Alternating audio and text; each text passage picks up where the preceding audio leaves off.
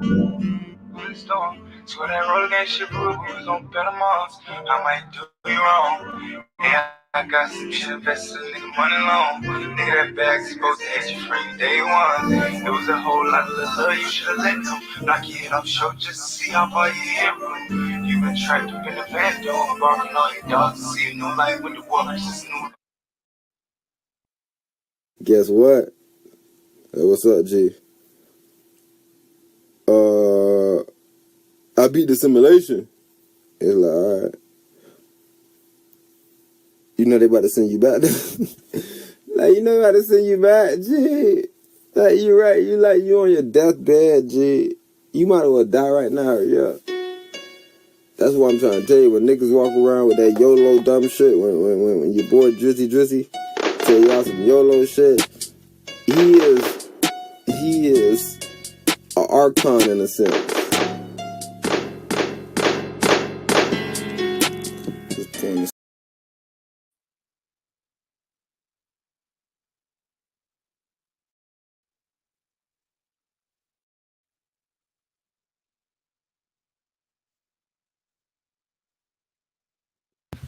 My jam coming up, y'all. Just stay tuned. That love in the bottom get you tagged up like a cattle, little nigga. That love in the bottom cause you to task skull in the battle. Got you sat mud, no apologies. Love in the bottom get you bad rub and them choppers weak. Really in them trench, we don't give a fuck about no philosophy. The realest niggas in it, my niggas scope for them casualties. I ain't run with a whole lot of little killers, you can't fuck with me. I done fed both sides of the O, so they look up to me. Bless my niggas heavily, we on one. Meanwhile, little bitch giving out pussy like she on something. Don't never contemplate by the critic, I ain't for the long run. Cause we getting money on purpose. Every time we pull out, niggas get nervous. Ain't worried about these bitches, I'm just trying to keep my focus on them digits. Ain't no nigga cut gon' run it over nigga like anything. A young nigga out here ducking cases. I know what to do with them big faces. Call me the big bad, bum, get you shit bag, the slump. Put the pin down and let the clip have fun. 23 shots of mixed up bulls with that rum 8. 23 shots of mixed up bulls with the rum. Call me the big bad, bum, get you shit bag, the slump. Put the pin down and let the clip have fun. 23 shots of mixed up bulls with the rum 8. 23 shots of mixed up bulls with the rum. Niggas that new edition, Ashpat roller, it's that upset move swift, but you ain't dead yet. Talk about money, them niggas fold like fuck this subject. They would've told on you, sent your head to the fence, that why the bread left. Bitch, I keep pushing for that oil like I'm a roughneck. Bitch, I keep pushing for that oil like I'm a roughneck. You can't see the money from my vantage point. Why would you go get it? Ain't about what you want. Never trust in a bitch, cause I've been damaged once. Made a couple moves, I let the boat sail. Told a couple folk tell, now shouted, loving how the dough smell. You can't listen to the blues, don't let your host dwell. Colder than the killer well, nigga falling like he Odell. Thought the shit was sweet until the 56 bent the corner. Flying shells, smoke around him. Nigga ran left you lonely. Ran down, you a goner. Nigga keep on advertising no guns, but ain't spread money. Fuck niggas keep thinking this shit sweet, bitch. Nigga run up on me. Big bag, bro, get your shit bag, the slump. Put the pin down and let the clip have fun. 23 shots of mixed up bulls with that rum 8. 23 shots of mixed up bulls with that rum. Call me the big bag, bum, get you shit bag, the slump. Put the pin down and let the clip have fun. 23 shots of mixed up bulls with the rum 8. 23 shots of mixed up bulls with the rum.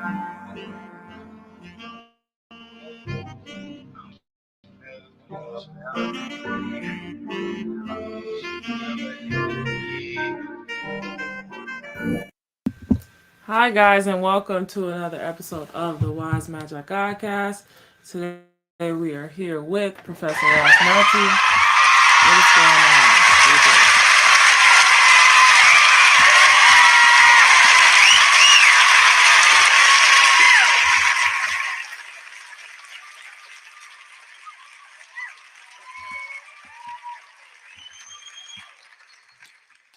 The brother said it's not about what you want, it's about what you go get.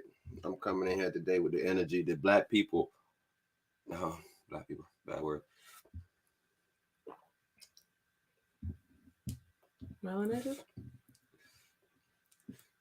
Right. Any term that we could use, I guess, for the minority group with just a darker skin tone. Have we wanted the minority group? No, I don't want to say all minority group, because there's other minority groups that's thriving. I'm thinking, has the black community wanted themselves out of deservance? It says not about what you want, it's about what you go get. I'm thinking that we negotiated ourselves out of work ethic and into want and deserve. Like, yeah, we want that. We're supposed to get that. But you're not going to get it. So why do you want it? And why do you think you deserve it? People that deserve things go get things and they move a certain way because it shows that they're deserving of it. Right? Somebody deserving of a blessing moves like somebody that's deserving of a blessing. And that's the thing that you really have to ask, because if you look at the CEO from Bed Bath & Beyond, he got all that wealth, but he also got suicide on that same path. So it's like, all right, yeah, you get what you deserve. Keep doing that shit you're doing. See where it gets you.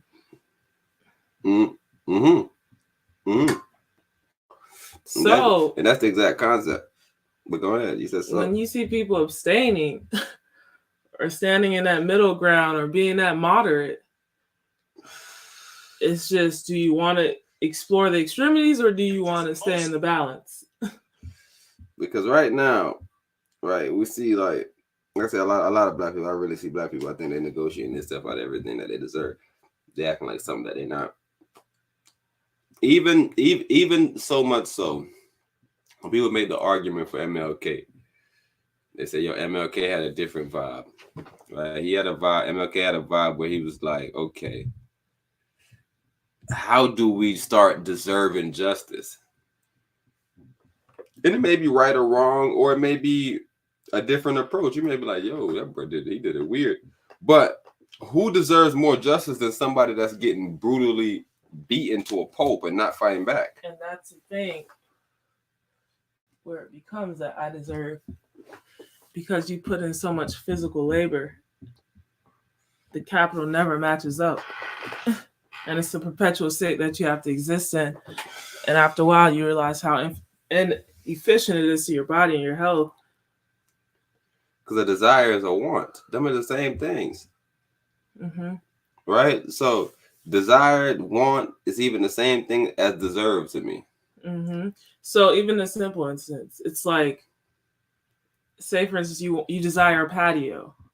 Understand that with that patio may come mosquitoes, may come lizards, may come things that you don't want. So what actually did you deserve?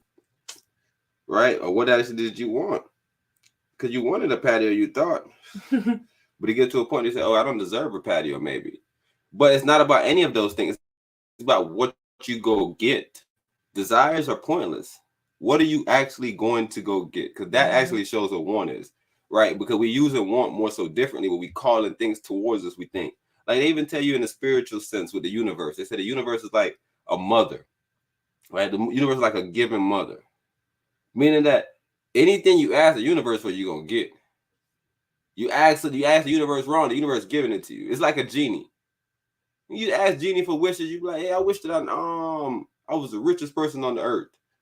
And they just took everybody off. And it's like, nah, bro, I wanted people on the earth, bro. I just wanted to have more money than them. Damn. But you right now, you're the richest person on the earth, right? You got that wish. All right, cool. I want everybody back.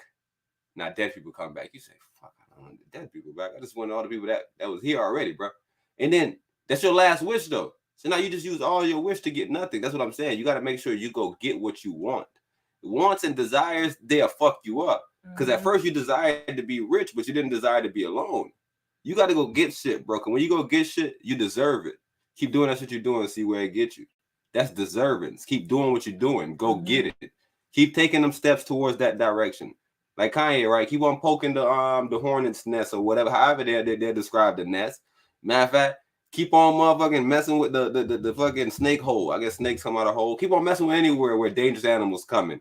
And what's going to happen to you in a little bit, right? And that's what they say happened to Kanye. He's getting stung from all different angles, right? But with somebody like Kyrie, he's getting stung, but his stinging looks less deserving. That's why I say when we use this word deserve and want and desire, we can almost say Kyrie didn't desire this. We can say Kanye desired it based on the way that he went and He went to get it. Mm-hmm. He called it. He said, "Yo, I got DEFCON on these boys." Somebody else was just like, "Hey, I like this video. What you think about this video? Hey, what you doing with the video?" In colloquial terms, in the Black community, that would be called, he wanted smoke. Right. So Kyrie didn't want any smoke. You gotta go get whatever you want. You can't just want it in the sense of how we have changed want, how we have changed these words just to mean, yeah, sit back, and then if I'm suffering, then I deserve it. It's like, yo, he's suffering. Everybody's suffering. What makes your sufferation greater? Right? So we got to understand those ideals, right? Even when they show basketball, they'll show people, and if I was being completely honest, a lot of these guys have no future, like as far as making it to the league or anything like that, but they're inspirational. They work hard. They may not have all the body parts. So it's just showing you that, what do you really deserve? Why don't that person deserve with one arm that's still trying? It's literally in the word, what you serve. But you're deserving it.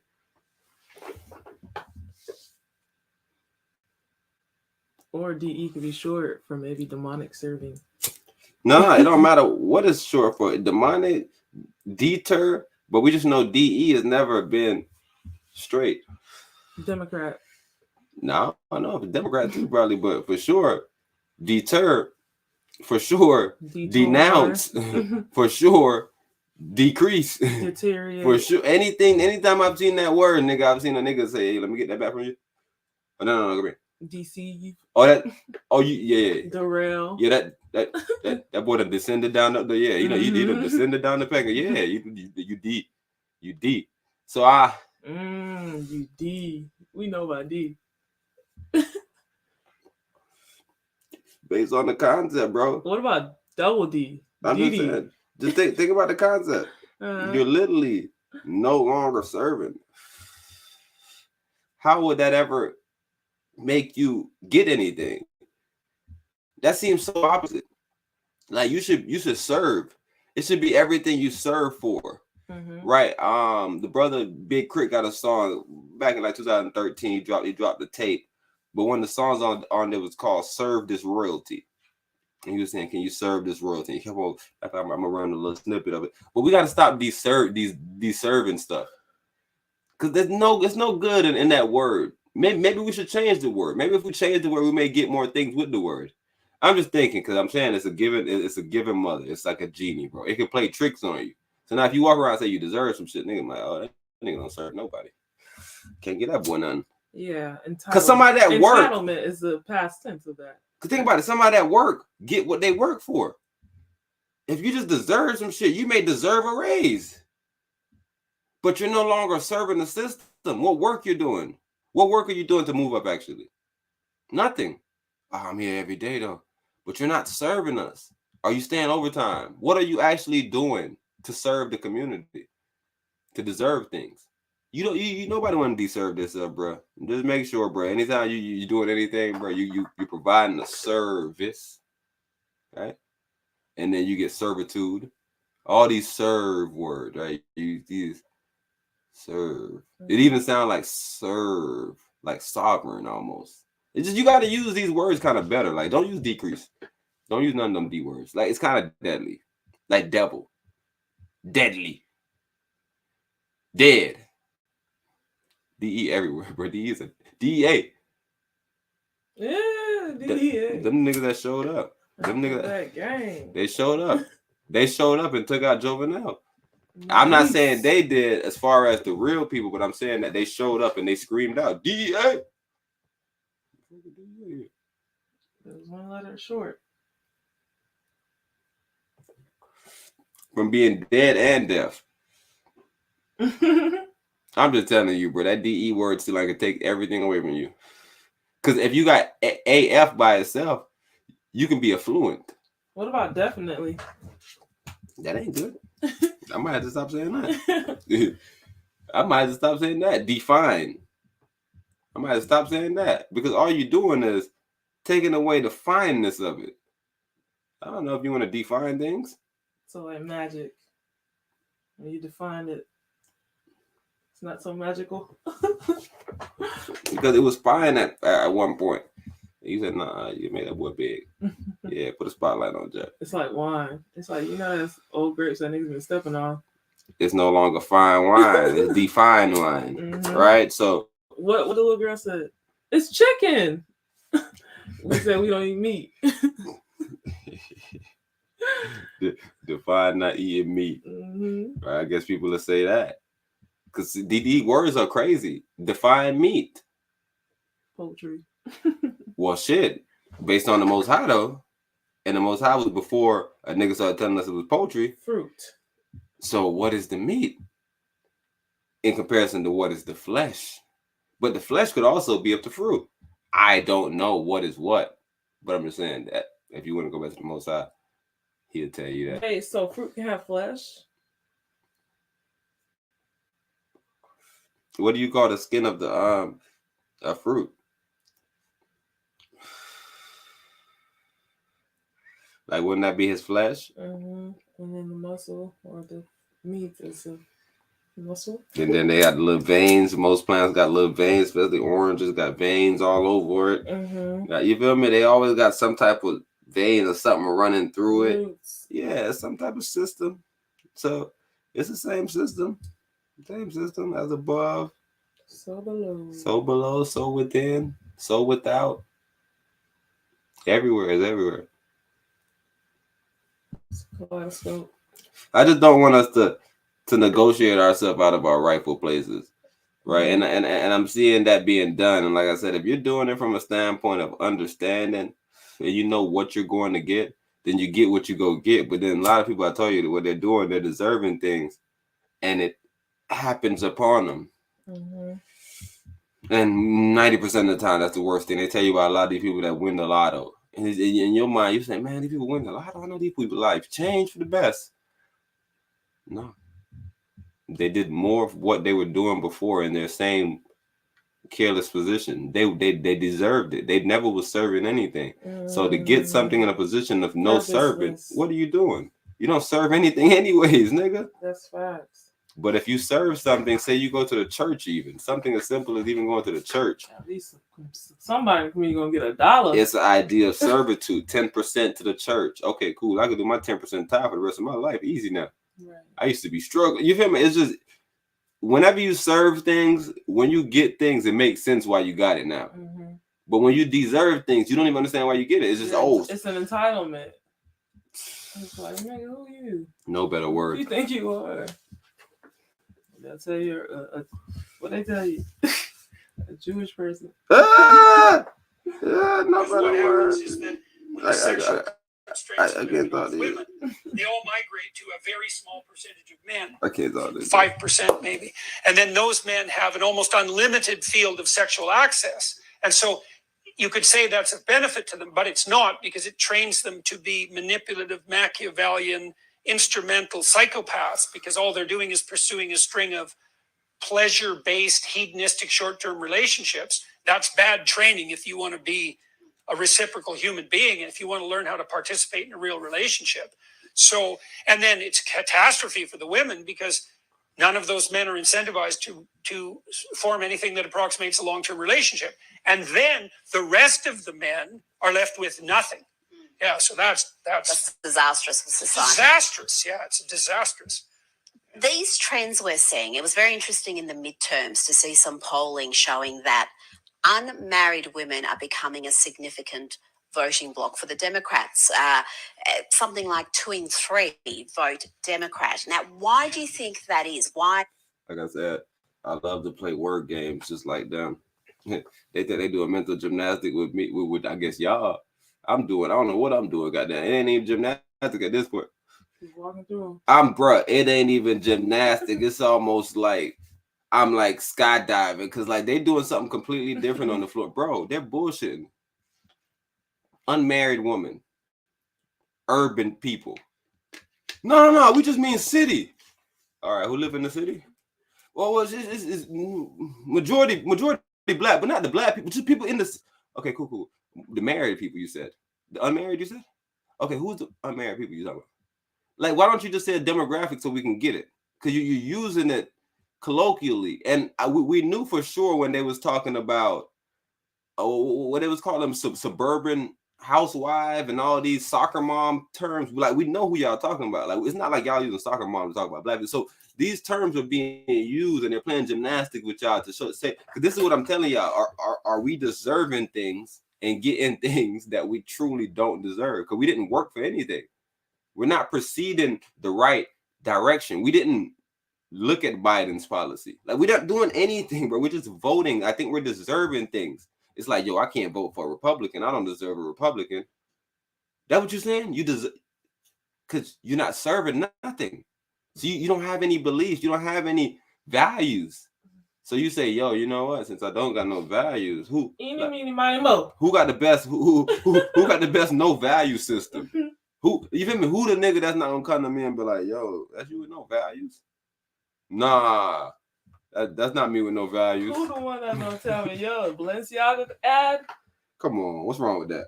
Brilliant. What's wrong? Brilliant. Get it out. Get it out. Get it out. Get out to the world. Let the world. They're gonna love this one. They're gonna love this one. Yo, they said a 2-3 clip. We voting like this, Empress. Yo, that Balenciaga ad was a tester. Everybody cut under that shit. They like, nope. They still too woke. Nope. Don't pull them out yet. They still paying attention, y'all. Nope. They're not ready.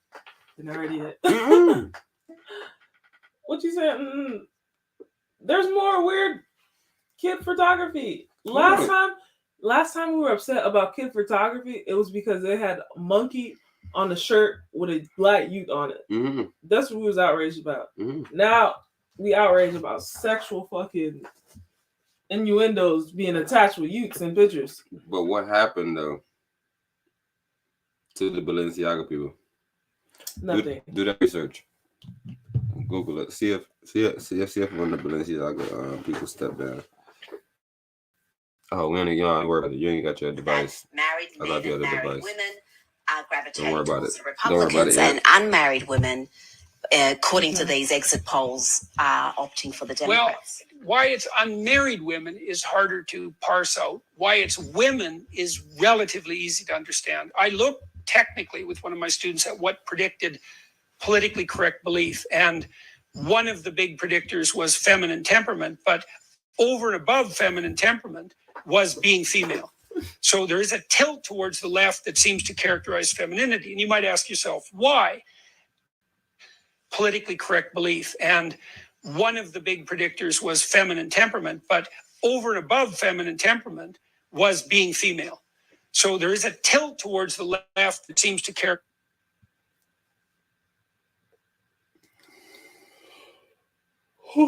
Okay. Simple. That's as above, so below. Go ahead. What you said? They lean to the left, but they're more so right brain. And right brain is a creative brain. But they lean to the left instead of leaning to the left of their brain and using logic, which is the left brain. So it's literally the opposite. You gotta just switch yourself around. Use your logical brain, nigga, and lean to that left. And then lean to the right with the conservative values that allow you to live a long, stable, functional life. And there's these things of where he says femininity, right, is a reason for why people vote left based on temperament. Meaning somebody come and they say Donald Trump is a racist and they're fucking with your health care. You feel me? Your temperament may you could be a man and you feel me? Your temperament may be more because you want to have some ladies in the house doing their thing with you. You feel me? And be able to pay off that mistake. So that's even the point that he said it a little bit earlier. I'm running that back, but when he was talking about the manipulative man, and he was explaining how that's no benefit for a man to have access to so much woman, because how do you maneuver that space without being manipulative, without convincing that one that you need to be with that one too, or like you feel me? Like how do you like? I'm always flattered by these guys where I'm like, oh, okay. Yeah, I think you have to be like even with the brother Polite. Like, I don't like bringing people's name up, but even with that brother, I was like, oh. Yeah, I think it has to be a matter of like strictly business. And when I say strictly business, that's the only place that relationship works appropriately. It's like you guys are too busy to even care about the fucking just little nuances of a relationship because you guys are like, yo, I'm over here all the way in this city, he's over here all the way in that city. You might as well go that way with him. I'm gonna be over here doing this thing. It's just like it makes more sense, but like when you're just in a typical household, it's like a daily, you go to work 9 to 5, I go to work 9 to 5, like what time will y'all have to actually entertain anything else? Like I said, and then but we see the simple system even in the wild, right? When I say in the wild, I'm not even talking about to the base levels of the wild as far as animals, like we animals too, but like humans, right? Right above those beastly animals, it's like us next, and you'll see them in the wild where we're living in our natural state, and a bruh have 3-4 wives, right? Because he the king, and we have to eat, and like and this is labor. the way even they explain it, like, bro, how you become the king of it? Well, who's the best hunter? Duh, and guiding other hunters. Who the fucking king is? I'm nigga? telling you, it all is practical, bro. None of it seems over sexualized or heinous at all because it's like, nah, it's not about that. Like the agenda's totally different over here. It's not about us having orgies. It's about us trying to build this legacy and get the ball rolling. And you need multiple hands and brains to get that function done. So yeah, it makes sense and polite. That's why it works like that, nigga. He was trying to do all these different fucking endeavors with the private sector of freeing yourself from the system or whatever. So, nigga, you're gonna need secretary and people who are good with clerical work, nigga. And guess who's good with that? Women. And right, you rather femininity, meaning even if you have a gay male or even not even a gay male, just a male that's more feminine, he's more apt to stay out of your pockets. To not try to be a man about the situation where you're like, yo, I want my own little thing too though. No, I like your stuff though, bro, but I'm telling you, every time I see like Jay-Z not invite Drake to none of his Brock Nation shit, it's like, bro, you got your own OVO shit over there. You don't need to be over there. But Kanye not coming to none either though. He his own king. He got his Jesus stuff. He over there. Yeah, I got your group. I don't see Kendrick going to nothing either. I don't see nobody going to nothing that's serving something. A lot of people deserve to be at the Rock brunch. You see them there. That boy right there deserve it. That boy fucking creator of fucking wet, stupid stuff. Yeah. Yeah, go ahead. Some people be deserving it because when we say they deserve it, it's like they didn't really go get it. But sometimes you put them in spots to like try to change them at least, or try to like give them like a different outlook. Just take them way out of their range. Yeah, it's like nigga, I'm at the Rock Nation, bro. What you mean, nigga? I'm stepping now. It's like, no, your perception is still fucking going downhill. Like nobody still respects you. We're hoping that you come out of that now, sis. You seen how everyone was covered up at the brunch and respectable, and we wasn't doing none of the shit you was doing on your music video. Yeah, we not rocking with the video vixen vibe. Like we want you to come out of that. Yeah, that should be the only reason for those type of function when people deserve things. You just bring somebody like somebody deserve to be in church. He ain't going to get nothing, but goddamn. Exactly, like just having a high GPA, you get to go to those balls and galas and all the stuff that they do. But then once you start serving, you like, man, I really don't need to be in the church like that, man. I gotta do the work. I gotta do the work now. I gotta do the work. You see the pastor come out there, nigga. He actually gotta do where everybody else just gotta listen to him. Yeah, the pastor serving. Tight. The pastor serving. the only thing the pastor deserves is money. That's the only thing I don't think he's supposed to be getting. But he's serving, and we supposed to be serving too. So I guess we gotta bring something in service. Well, I guess and that's the thing. No, he's supposed to get money because we're not doing the research. We're not doing the research. We're going to work to make the money. Yeah, that's what I'm saying. And that's why it's become this capitalistic church vibe versus before it was a fellowship. It's like, nigga, we studied this, let's come together and come to a general understanding of common sense. Nope, that's not what's going on. Niggas just, pastor said. It's like, bro, what version is he reading? Are you even aware of that? No. My pastor don't even read versions. Fuck your pastor doing up there. You feel me? You got to really understand these non-denomination even people. Anybody, bro. Christians. They always make fun of the Christians. God bless bros. Bro, they just like, bro, let me in. They got so much different denominations in fucking Christianity. So far, they had to go as far as to say non-denomination. Think about that, bro. Everybody else is just that shit. Judaism. The picture of Hinduism. The multiple Jesuses and American gods pops up in my head. Just thinking about like all the different sects of Christianity. Man, them boys is wild. So, bro, that is fucking, bro. Because it's literally one step away from atheists, right? Bro, literally. They believe in something. Based on what the brother was breaking down, I can't even want to run his video. I don't want to defend his point. I want him to defend his own point. But he was saying some golden shit. He said, really and truly, you the real atheist. People that believe in Christianity. And he broke it down and he was like, yeah, it's because you don't believe in God. Man, let me go look at the definition real quick so I can just understand his point. But his point was fucking define something. Man, his point was crazy. I don't wanna demonstrate his point, nigga. You gotta demonstrate. I'ma illustrate it. Ooh, I see. Yeah, you playing pictures. Yeah, you feel me? So I'm gonna come back to the brother, but I had that running, and I wanted to run a Kanye. I wanted to run a Kanye because, so Kanye, like I said, I started Kanye. Kanye is horse nest poking, you know, hornets nest poking. I guess. Who else coming to get him? Oh, he just had war. He had war right now. Oh my gosh, Kanye. He had war, right? Protect Kanye. So Kanye showed up. He showed up just recently to Tim John. She heard about that job. No, I see the thumbnail. End up walking out. Really? Yeah. No way. End up walking out. Why? Mid question. Come on, you see him walking behind Tim. Kanye, bro. You was a bro. Man, go to my issue real good though. Oh god. Kanye, bro. Kanye, I rock with you, bro.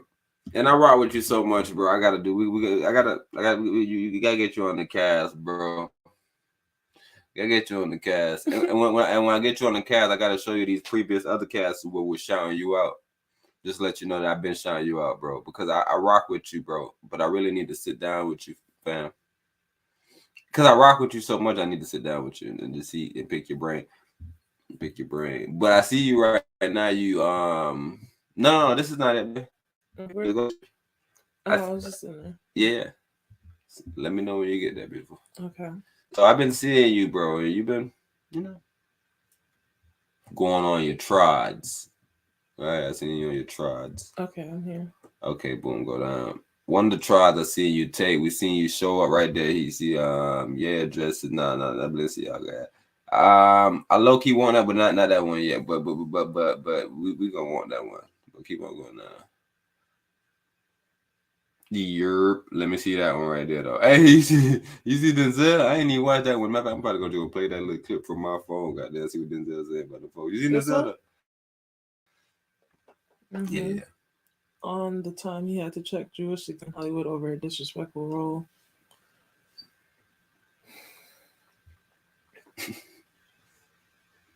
You can see Denzel getting serious with how is that? I feel like that's just a real video. You heard about him saying, fuck you, I'm not wearing no dresses. Don't play with me. Play with y'all's kids. Y'all little billy goats. He served too. That boy served. That boy. Oh yes, he's a balanced brother. Yeah, he a server.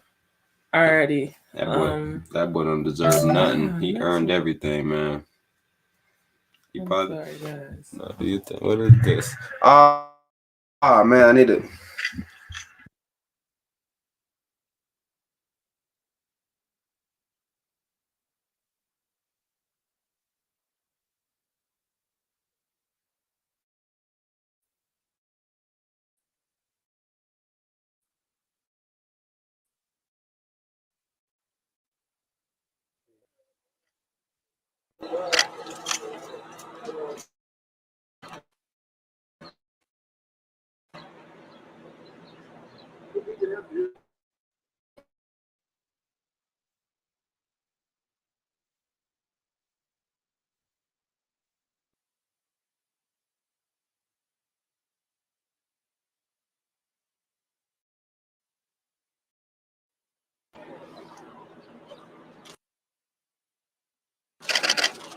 How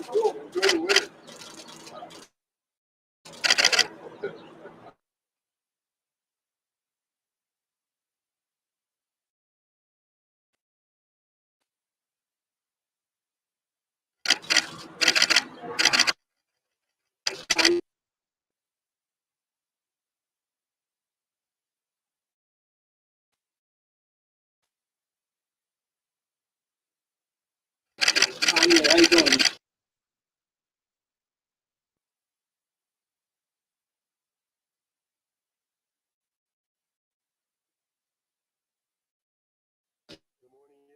Good morning.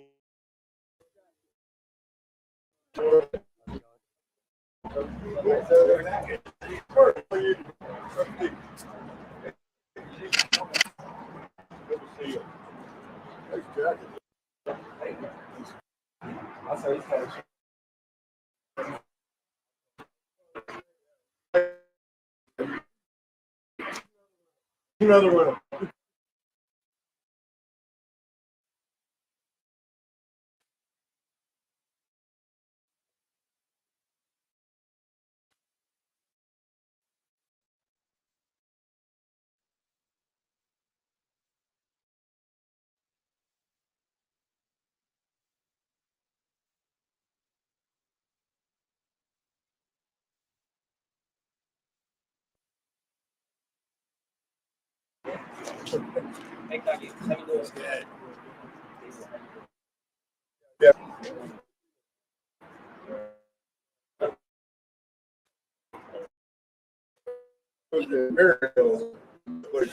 Marion.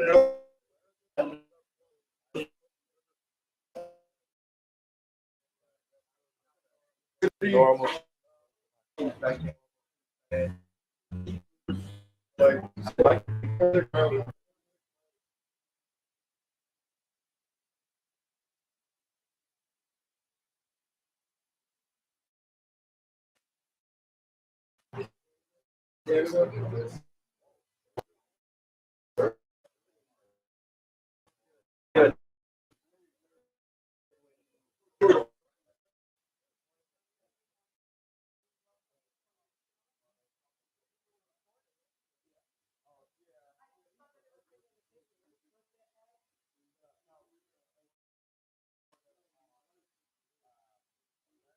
Anniversary of the day of JFK. Oh, that's right. Yeah.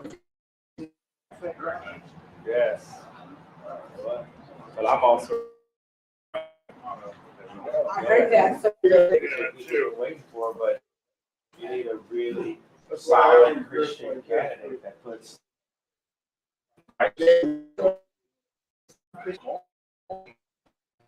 No, candidate. leaders, yeah. The one and only.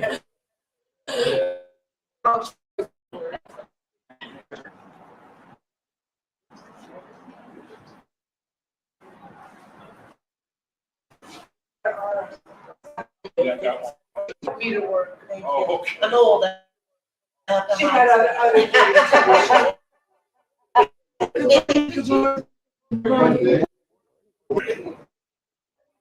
Somebody left their car running. Oh, they had a hide over there.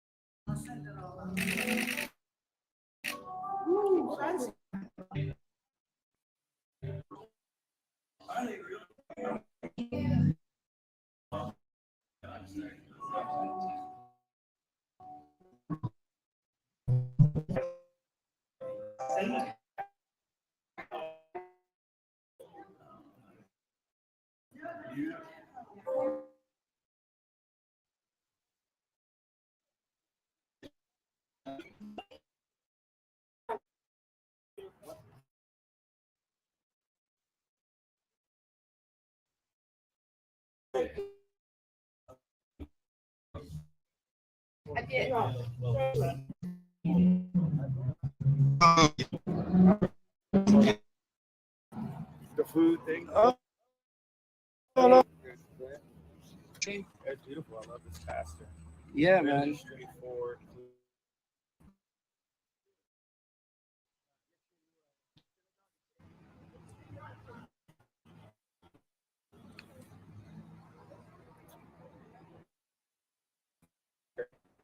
Overly strategic, right? And it's just following this.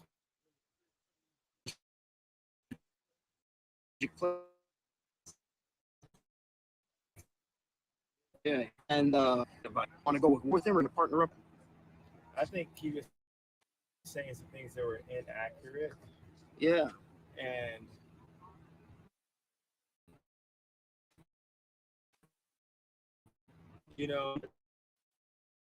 that Trump was able to become president. I had this idea put on my heart when I announced the award and went around.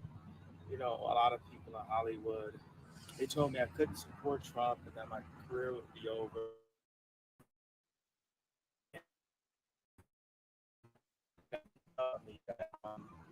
For office, and when somebody something in your heart, you follow the spirit, and we believe in miracles. I believe that I would. We know that I'm a born leader, and that this term coach. And when people ask me about what I know about politics, I just say I'm like a young LeBron. Like LeBron didn't know everything that he knows about basketball now when he was 14 years old. LeBron, and people always know, Ye's gonna be Ye. You're gonna get a good, honest Christian leader, and things that I to work on our country.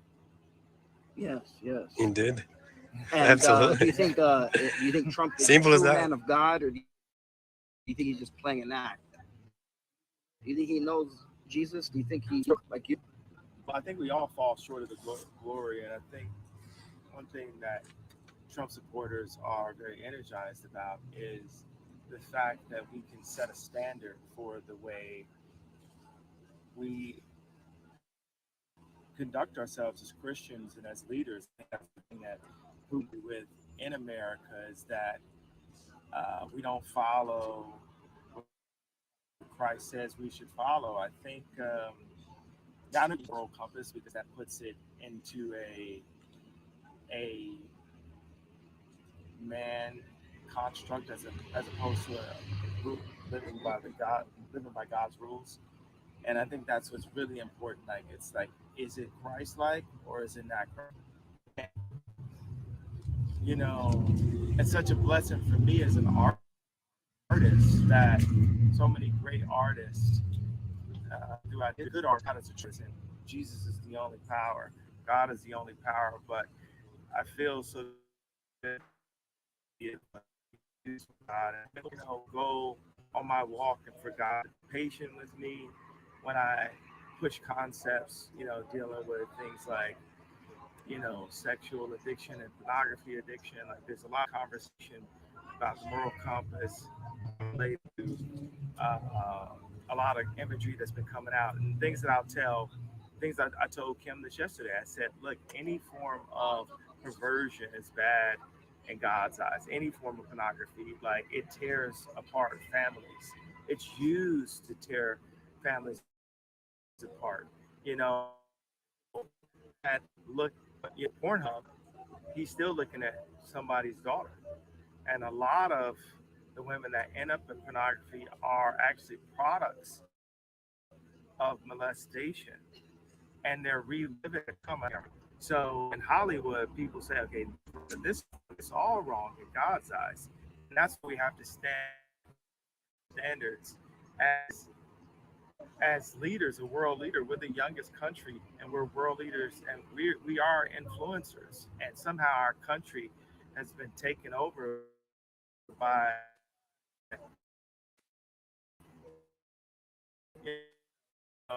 and it's a lot of people in America, and nobody, everybody up about that. Nobody ever with. I think that not wearing certain brands is not going to solve. See, I sort of kind of hate the fact that he ran over his first point, right? What he made, right? He's saying that they treat the Palestinians worse than they treat the blacks in America. And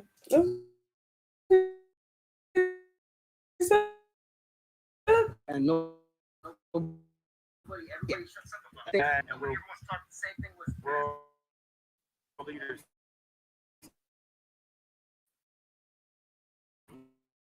We are influencers, and how we take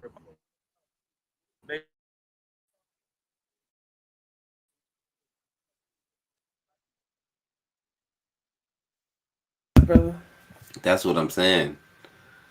He put Kanye in a weird position. Don't do So it seemed that, as if brother. Kanye wanted to respond to him, but because he ran two of them together, it's just like them dumbass little bills that they passed to you, and they say, "Yo, do you want to take away fracking? How about somebody just vaping in his own house?" Maybe I didn't do the research yet, but what the fuck fracking got to do with this vaping nigga? I don't know. Maybe he getting his fucking oils from the fracking nigga. I do not get it, bro. This is the same thing that he just did right here. So instead of me, because like one thing I clearly disagree with, and I stand on it, and I probably have a little argument here and there about it. But then now you throw in something else that I vehemently disagree with, and something that I don't know about. I don't know anything about what you're talking about. But now you're bringing up something that you know is a hot topic, and now you ask me about Kim. It was about Bilinchi. No, bro. What you just said about the Palestinians and black people? No. I just wanted to hear you again say it. So people like it's a weird statement, bro. You cannot be saying things like that, bro. Y'all gotta stop saying things like this, bro. This is not a competition on struggle, bro. Do not compare struggles, okay? Because blood is all over these fucking streets, bro. Of black people, bro. Let's not do that. Let's not do that, bro. And at least y'all know y'all under attack. Our niggas, they just think, oh, I'm an innocent black man, nigga, they I get popped unarmed. Hey, and y'all be putting in work. Y'all be putting in work, bro. Y'all be putting in work, bro. We don't put in work, bro. Look at one of our bros.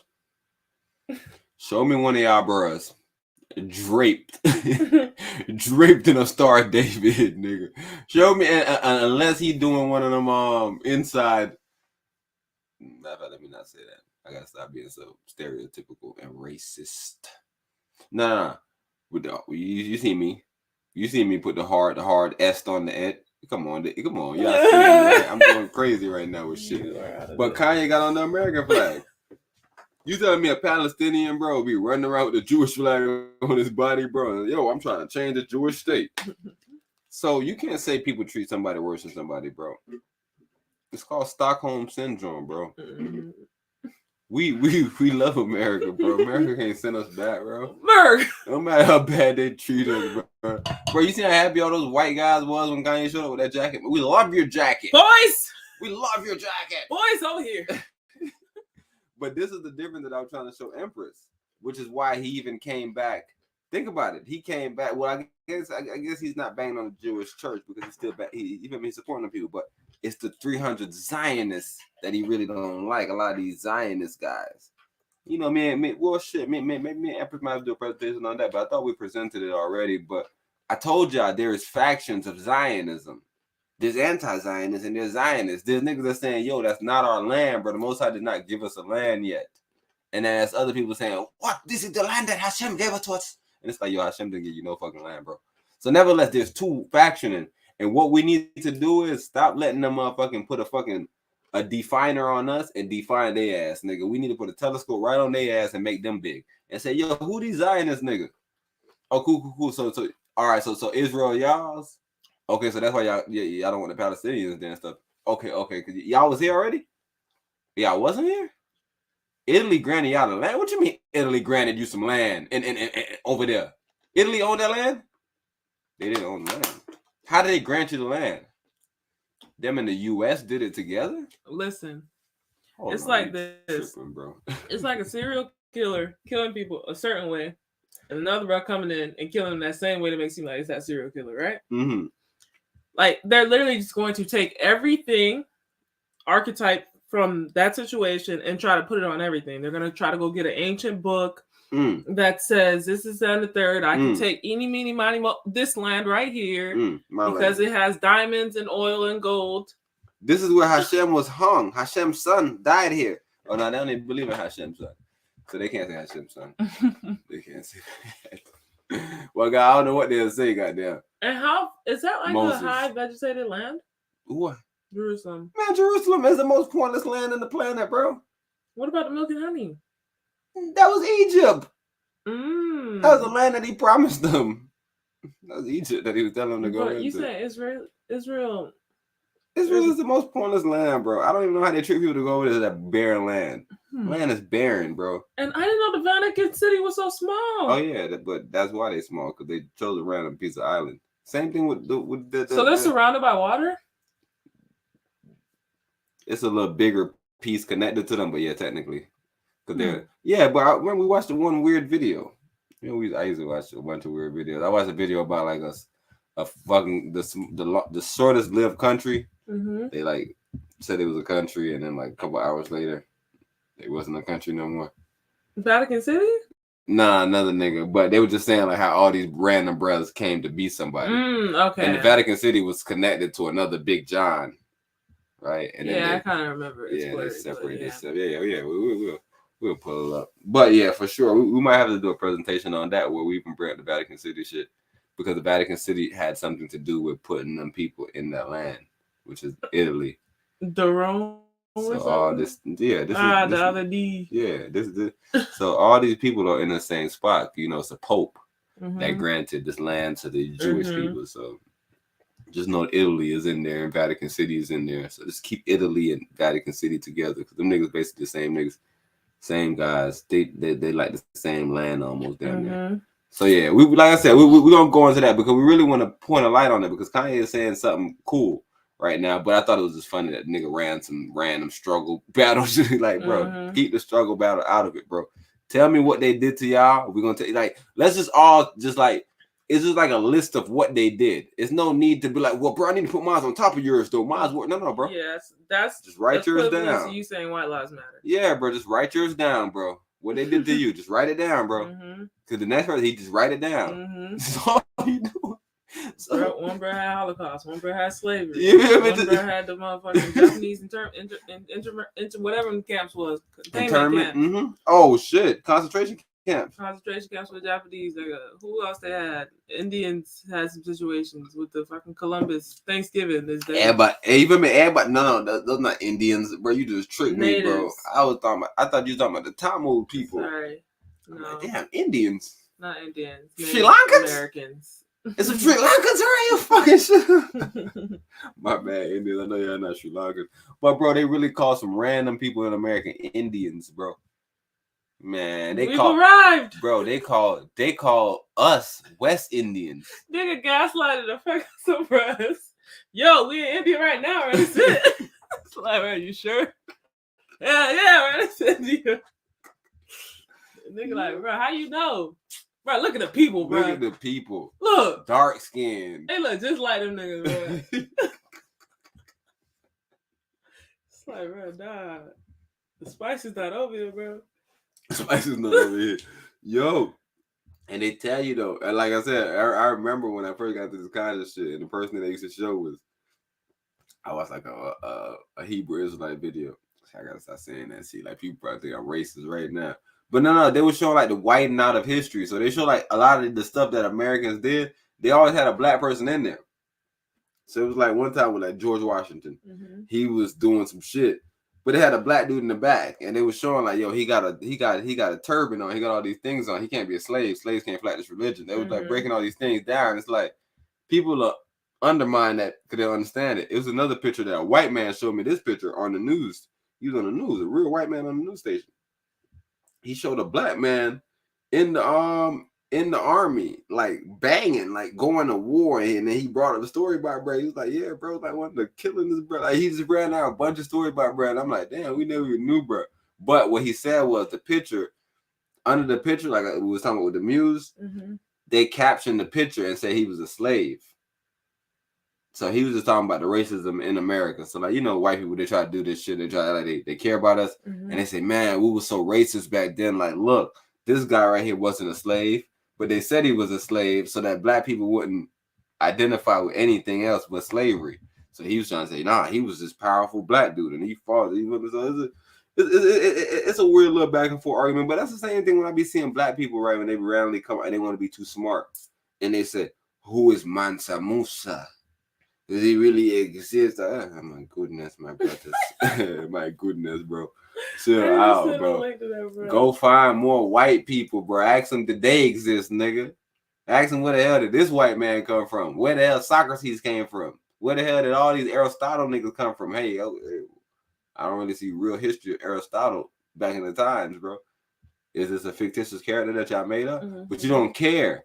You asking about goddamn Mansa Musa and shit, bro. Mansa Musa is good, y'all bro. Niggas go ask about they philosophers. Yeah, bro. Pull they shit up and ask them how the fuck we know these niggas real. Don't ask about no black fucking character, bro. Don't define our heroes. No black characters, bro. I don't give a fuck who it is, bro. Don't ask me if they really existed, bro. Of course they existed, dude. What are you talking about? Don't ask me nothing, bro. You know what we did, bro. We did what we did, bro. We had to do it in silence. That's why we're not doing it no more. Because we don't want people to think that we're just these people that do what we do and we do it in silence, bro. Remember what happened, bro, in 1804 to these people, bro. You remember, bro? You remember what happened when they went back to Ethiopia? I'm telling you about Italy, bro. I'm telling you about fascism, bro. It's Italian by fucking birth, bro. Just keep it Italy in y'all mind, bro. I'm not going to make y'all forget this shit because y'all need to remember about Vatican City. And Vatican City ties in directly to these Zionist niggas I'm telling y'all about. In Ethiopia.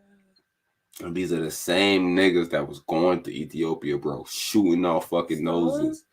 Stalin, and then the worst one, Napoleon Bonaparte. Mussolini was the worst nigga on the planet, and he was the Italian main nigga, was Mussolini, but he was tied in with Bonaparte, which was in France, right, who also went and attacked Haiti, which explained why the Louvre got all these amazing artifacts, because Haiti got all the artifacts from these different Dahomey tribe, and literally they was explaining to you that Toussaint and all these people that was in Haiti was literally almost second or third generation removed from Africa.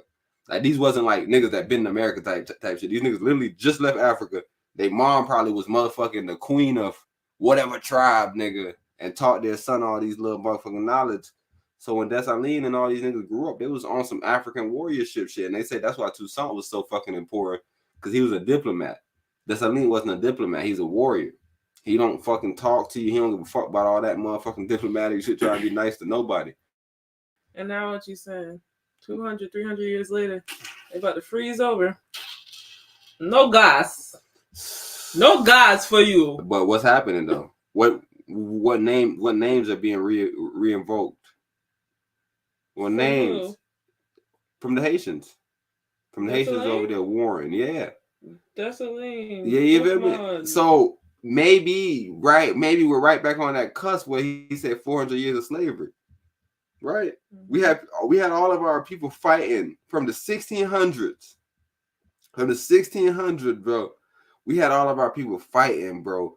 We had Dessalines them fighting 1800s. We had motherfucking the Moors fighting. We had we had right down here, nigga, in the Seminoles War, nigga, nothing but fucking fake ass Indians. These niggas not Indians in the sense of these Indians y'all talking about, goddamn. These are Maroons or Moors or whatever you want to call them.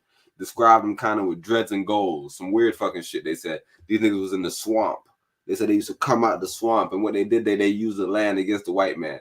White man, y'all remember this war. Y'all was going through the land, and y'all was cutting down trees, and y'all was like loud as fucking the fort. White people, y'all funny, bro. Y'all need to stay the fuck out of guerrilla warfare. Matter of fact, I shouldn't tell y'all that because that's what y'all have done. Y'all don't get into no guerrilla warfare. Man, white man hasn't been to guerrilla warfare since they lost that Vietnam War, bro. Literally, everybody says that war hasn't been won. Like, there's no point of fighting wars no more. Wars are now pointless, bro. Back in the days, bro, people went to war, bro, and they fought. Niggas just bomb shit. Nah, niggas just blow shit up, and it's like, bro, you just killed a bunch of innocent people. Like, this is not war no more, bro. This is just fucking, this is buffoonery, bro. Like, literally, bro, there's no real wars no more like it was back in the days where you was on the front. Yeah, you hear a military rep be like, what you doing? Oh, I'm a cook. Huh? What the? You not combat fighting? No, it's no combat fighting no more, bro. I'm just a cook in a kitchen. Man, it's not a cook in a war no more. I'm trying to get my goddamn simulation hours right now to fly one of them drones. What the fuck you talking about, nigga? I'm trying to draw some pilots people too, bro. What are you tripping? You're not even a real pilot no more. Bro, this is a different game. So that's all I'm explaining to y'all. Y'all gotta understand that we're gonna come in here, bro, and we're gonna explain this shit about this Vatican people. So just keep in mind that this dude just played a small trick. Nothing wrong with just a small trick. And with that small trick, though, me and Empress also got what we're gonna show you. The UN presented something just recently, right? The UN came out and they was like, I don't really know, bro, but I'm starting to think that shit over there in Jerusalem looking funny. Yo! This flag that Kanye got on stood up quick and said, no, it's not looking funny. It's okay. Oh, shit, for real? Okay. Canada stood up quick. It's not looking funny. It's okay. Liberia. You feel me? It's a couple knuckle Germany. You know Germany stood up. Everybody in NATO, probably a group of NATO fucks. It was a small amount of them though, so I can't say everybody in NATO. Like 7 people, bro. Literally, like 7 people at maximum, bro. Said that this was no problem, and they didn't see anything going over there in fucking in that land that they thought was weird. But everybody else was saying, "Hold on, who are these people and why they think they belong to this land?" They're occupying land, bro. Now they saying, yo, we can't occupy land that we belong. What are you talking about? You're occupying land, bro. Italy gave you this land, bro. USA gave you this land. Random fuckers gave you this fucking random land. What were you talking about? You don't have this land. You're occupying it, bro. It's like somebody giving you a house that you didn't pay for. You didn't go get it. You deserved it. So you saying that's what Haiti did? What you mean? What Haiti did?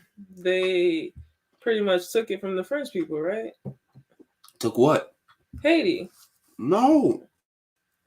But the French people was occupying it. They kicked the French people out of their land. Wait, the French people were occupying it because the natives that were there was already there. Okay. It was not these Spaniards. Mm-hmm. Right? These Spaniards and French invaders came in and started doing this shit to the people. So like on the land of Haiti, the land of Jamaica, all these different lands, they take that these was, I don't believe this shit. In the sense though, because like I said, I guess they can go back and prove it. But on Jamaica and Haiti in particular, they said there was people on these lands called Arawaks and Kerouacs, like type of Caribbean type, type Indian type looking people. I'm really here to deal with that situation because I feel like there was more Maroons. But of course, right, we have people that look like that, so I know for sure people like that migrated to these And I'm lands. just thinking, imagine coming together with the other brothers. So like, you get to the island from West Africa, and there's natives there already. The natives are not under the colonizer's control. The natives are familiar with the land. But the native happens to be your same color. So y'all both are the same color and complexion. So now the natives are like, yo, we free over here. You trying to get free? You trying to stay in this shit? And it's like, bro, I'm trying to get free. But this bro right here, he got a whole bunch of bros that's strapped and stuff. I'm like, oh, nah. We can kill them with our arrows, bro. 2 seconds, bro. All right, we gonna take care of them over here, bro. Y'all take care of them on the plantation side, bro. And then we just take this John over it. Yeah, no, the thing is, I'm not knocking that either, but I'm just saying that for sure these was African people. So yeah, maybe you could describe them as different names because they probably left the land early and maybe they started having softer hair type vibe. I'm not knocking it. It's just I can see the people still being a little rough around the edges. Nevertheless, right? So the French people came in and occupied these people's land. So when Dessalines and all these people came, they was coming secondhand. Okay. So they was coming into the people that was already free. So that's why they didn't free themselves initially. But I told you what happened with Jamaica that was interesting is everybody got dropped off and it was just like a holding chamber. So they wasn't able to convert people. So when they came back to get people to move them to different lands, they said, well, shit, let me just grab a boat of people and just move them to another land. So they grabbed a boat of people, moved them to another land. Happened that Duty Bookman is on that fucking boat, right? So they moved from Jamaica to this next land. So he fucking shows up in Haiti and he like, yo, what are these people doing over here, bro? Like I said, these people have been over here. Like I said, when you get dropped off in Jamaica, you literally just on the ship, you just get dropped off. When you start moving into these other places, there's slave owners already doing their little shit. This shit, like I said, Jamaica was just a holding cell. So boom, when you move out, you're just a fucking fresh slave, nigga. You don't know shit about shit, nigga. You just moving out. So when Duty come out, he's still African as fuck, nigga. And then he got a little Muslim shit. And a lot of the Muslim countries, all the Muslim countries, was the ones for sure that was like, hey, green. For sure, I see something wrong over there with them people occupying the people land. Right? So it was that vibe already. Duty came with that vibe where he was like, yo, people can't occupy people's land, bro. But then he was like, yo, why y'all praying to that white Jesus? And he was explaining to him like, this is God. This is what the white man gave us, basically. And he was like, yo, we do have a God, but it's not that God. Right? So that's where the misinterpretation of Voodoo came in, where Professor Bello and all these people got to start explaining to, like, hold on, this is not devil worship. What the fuck are y'all talking about? Like, even when people say that, yo, Haiti is cursed because they turn to the devil. No. It was never a devil worship program. It's the same program that's in the Bible, bro. It's a way that we translate the story to make sense in our culture. Same thing when you go to Jamaica and they use something like Obia. It's these different things. It just makes sense in your culture, bro. This was things that we use. So if you go to Jamaica around these same times, I'm saying like, but before Haiti was free, they'll tell you a story about a lady named Queen Nanny going around in Jamaica, nigga, never captured. Because if you read the stories of Maroons, and I was telling people this, I tell people this, it's 3 groups of Maroons. There's Maroons that was never ever enslaved. They literally was on the ship, jumped off the ship, nigga, and from day one, nigga, been on the run.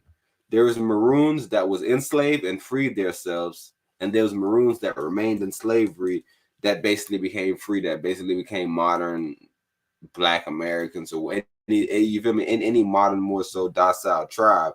But there was 3 different people. So this Queen Nanny lady she was never in slavery.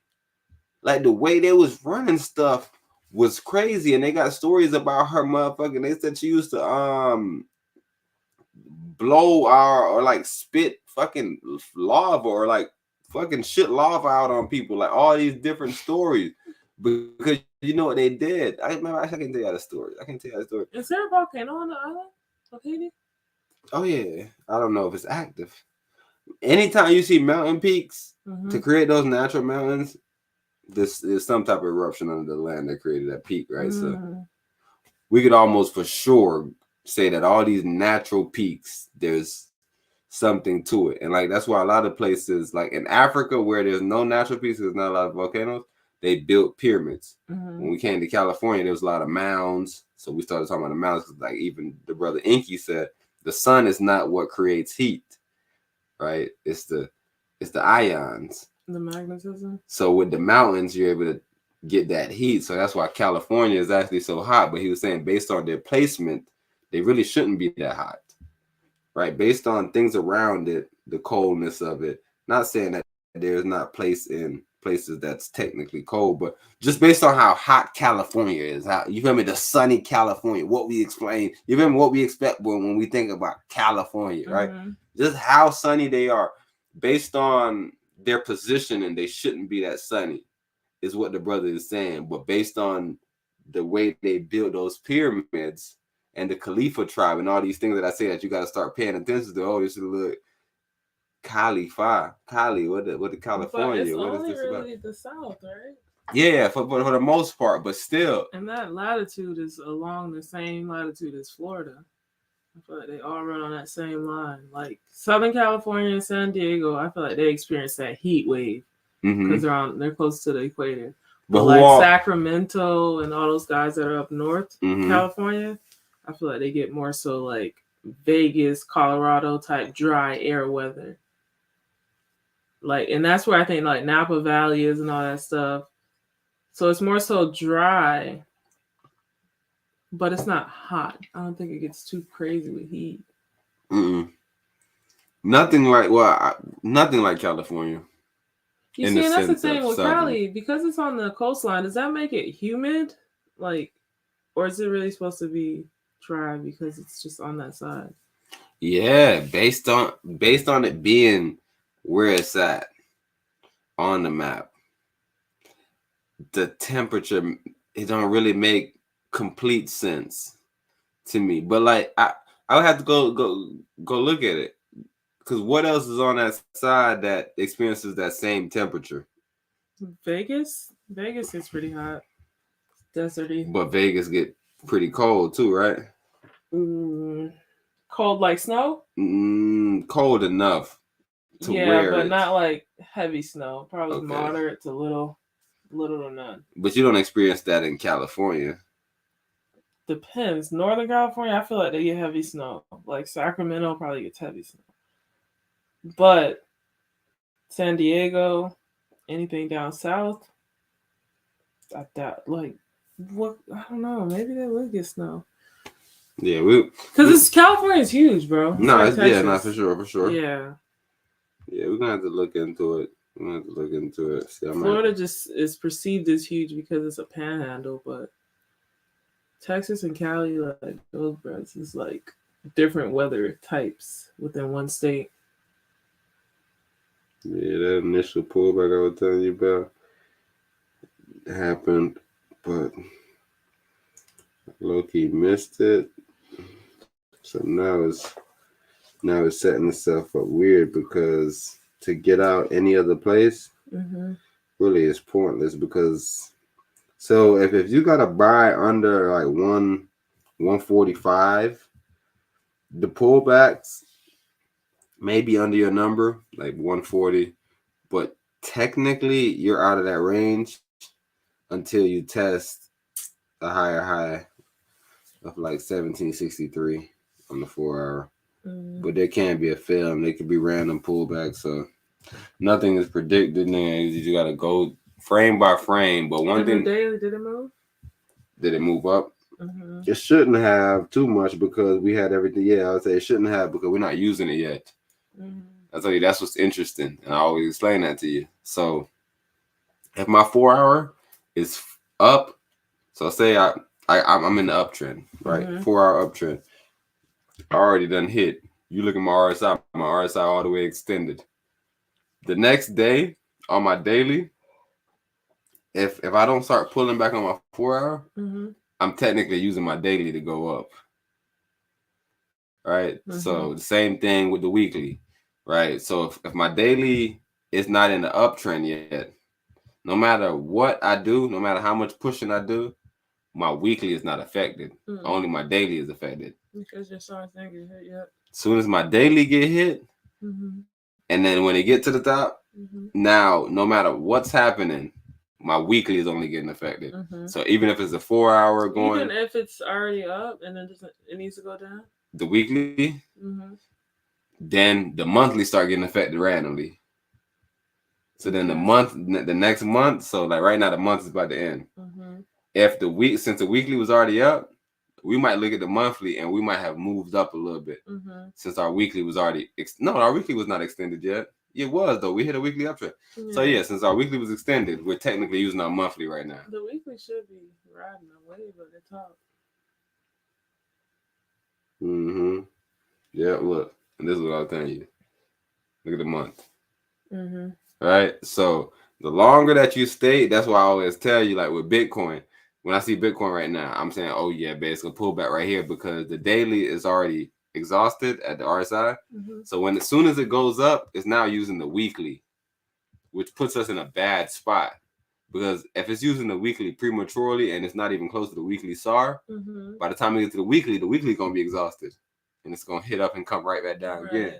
So the best setup is when everything is close to each other. So they hit them and they go up, and the RSI is basically not affected because it's working on the previous time frame still, right? So yeah, the 10-minute to be going up, like the 10-minute is like basically the next fucking is right there on top of you, but you're already in the 5-minute uptrend and you ain't even moved nowhere yet on the 5-minute.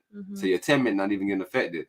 So you'll be pushing on your 5-minute. Your 5-minute finally get affected. Your 10-minute coming. You feel me? So that's the stereotypical setup for like longevity, which is why when you see the IC cloud, that's what they calculate. So when you see the IC cloud, you be like, oh, we're way above the cloud. It's like, yeah, look at the RSI. Look at the daily compared to the weekly. Look at the fact that the daily just pulled back and the daily bottomed out. And by bottom out, this is a test. If you get a test right now, that means you're going to shoot up. So all these things start playing in your brain again. It's like, oh, okay, that makes sense. That's why it's lined up like this. So yeah, the charts, I'm telling you, bro, when you start understanding that shit, it's just self-explanatory, bro. It's like, whoa, duh. Yeah. What else setup could they use? On the language. Oh yeah. The more strategies and things you can. And that's the key. That's the key, bro. That's what I tell you. That's why every time I tell y'all about white people and how they move, bro. But just anybody, I say white people. Office. Yeah, I say white people colloquially, bro. But just those concepts, bro. Hedge fund, all these different concepts. Status. Yeah, bro. We cannot be trying to do things ourselves. Like even when we was talking about the Raw Nation brunch and all the man want to be a king of their own castle. Yes, but there's private meetings where all the kings meet to decide how we're ordaining the ministers, how we're passing out, or whatever situation it is. How is the message getting out from all the different kings? They can't be. Because Lil Nas X, first and foremost, would have to do a name change. Nas should have never, ever allowed that to happen if ordained was anything. Nah, that's the thing. We can't not allow things to happen, but Nas ordained them by getting on the song with him, right? So people could do anything. Somebody could call themselves Haile Selassie. You may want to smack them, but they can do it. What's their reward system? So they do got to get punished. They got to get punished. Yeah. Somebody got to smack them. Somebody got to do something to them. Either we not acknowledging him and giving the power and attention that we give him, or we gonna have to check him by the name. Like, what, you changing your name or what? No, you're not changing him, or you're not getting the knowledge. Yeah, you gotta move different. Like I said, somebody gotta put some pressure on you for sure. Because it's no problem for you to have a name, but if you're not gonna respect the name and hold yourself to a certain standard of ordained position, there's no point in you being talked about. Because the thing is, you're putting smut on the name. What we don't understand is white people, right? And when I say white people, I'm talking about the industry. Status. Like somebody's gonna come back, bro, in 10, 20 years, bro, and be like, yeah, Nas had a son. Yeah, Nas, Illmatic Nas. He had a son, Little Nas. He was a great artist, just like his father. Yep, same thing with the Black Panther situation. It's like the second Beyonce does the Black Panther formation and gets all these eyes and attention, people are like, wait, what is this about? Now you have Black Panther Wakanda. It's like, bro, cut the debauchery out, bro. Cut that shit, bro. But, again, these people that are supposed to be ordaining the ministers aren't ordaining the ministers. They're not giving stuff priorities. But I guess Jay-Z came out on 404 and said, yo, the money phone shit is stupid. That called out some tomfoolery, but it's like, can we get more of that from more of your people that are going to your brunches? But look, Jay-Z did that, but what else didn't he do? A lot. That's what I'm telling you. We deserve things, but we're not serving nothing. Mm-hmm. Right? We're not, like, how are we still rocking with Democrats? That's what I'm saying about the JC fund. Right? It's weird to me, bro. They got Meg Thee Stallion signed to them, bro. That's their artist, bro. Mm-hmm. Man, bro, I can't really hold them boys to nothing, bro. Serious, yeah. Yeah, I just say they making money, bro. They try to speak on shit, bro, but they're not leaders. Yeah, they don't give a fuck, bro, about trying to make somebody do something or change them. So yeah, that money phone shit is just something to say to like almost.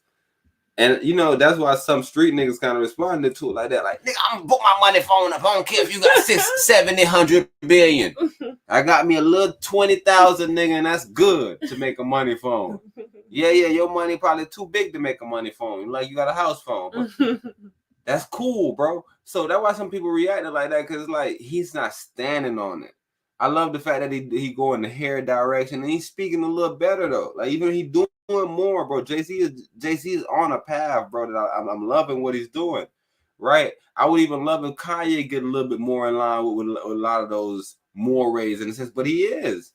Right? He's a married man. He's trying to do better with Kim. He's trying to talk to her. He's trying to tell these little games that he's saying he's dropping on her, but you know, he loved white women. And there's nothing wrong with that, I guess. Is you feel me? Because the king says, bro, until one you feel me? The skin can't be important, bro. Mm-hmm. The gist of the skin can't be important, bro. But understand that skin denotes. Yeah, so it's like, why don't you keep be on surprised choosing and those don't people? Expect pity. Yeah, right, so I ain't knocking it because the king chose somebody that looked like him. He chose Empress Menen from his culture. Mm-hmm. Somebody that looked just like him. So it's like, how come we choosing other people that don't look like us? Do we not like the way we look? And you know, the king said it's not important in the sense that, yo, we don't have to hate them. But he's saying it's probably important when it comes to like dating them though, like and marrying them, bro. You don't want to like marry like somebody else.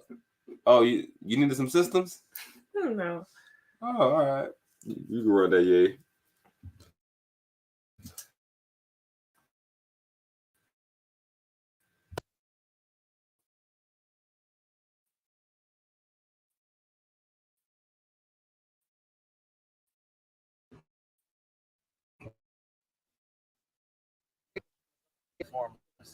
Yeah.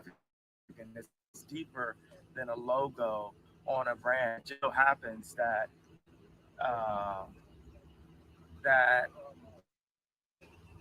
you know, magazine called up and call everything out. Yeah. Let's call it all out, baby. That's what we gotta do. Call it all out, get it all out in the light. Just to get. We got to get to the yeah. So what's your idea that you said? Of course. You're an inceptor. Yeah. And God's the creator of all ideas. Yeah. You know, I'm working on vertically integrated community, that medicine and shelter. These are the 5 elements that the 1% uses to control. It's limited just to keep the older families in power, the 1,000-year-old families, and Vanguard in power, just to keep governments in power, just to keep Hollywood media in power. You know, they came to kill me and destroy me. They tagged me as a racist. They froze my account. And it doesn't happen that I lose or cut time. It just leaves more room for God to fill me up. It humbles me. that we can try to worship, that we can say his name, Jesus. Yahshua, we can put his name on high and say that Jesus is the only way and the only light. Yes. Yes, man. Amen. We thank you for everything. And we hope you succeed with Yay. You know, with your company. And doesn't, you know. You know, that nothing was taken away from me. Anything that was taken away from me is because God allowed it. Had been following God's word to a T. They would touch me. This, and I come and I humbly say, you know, Lord, put it my way. Yeah. Yeah. Praise God. Praise God. And are you going to bring back Sunday services? Yeah. I've been talking to the pastor. The pastor works with our youth choir right now. I was talking to him. That's beautiful, man. Beautiful jacket, beautiful things. I can't wait till you run over. You get what I'm saying? People just don't get it because they're blind. There's a lot of messages. I'm in a position where I can assist people, but it's going to take it's leaders all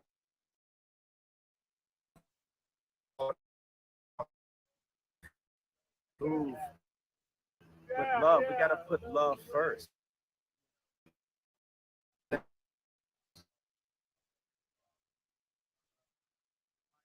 One thing about them, really, but yeah. Would you support this? Support my you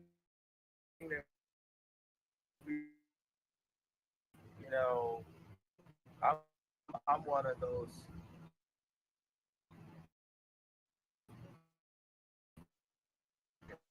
Like wars, you know. Yeah. And I'm constantly looking to see if someone could do the job better than me. I just haven't found anybody yet. And I think that Trump would be a great president, but he's got to put God first in everything. Then America. God took it away from him. Then Israel. Exactly. All right.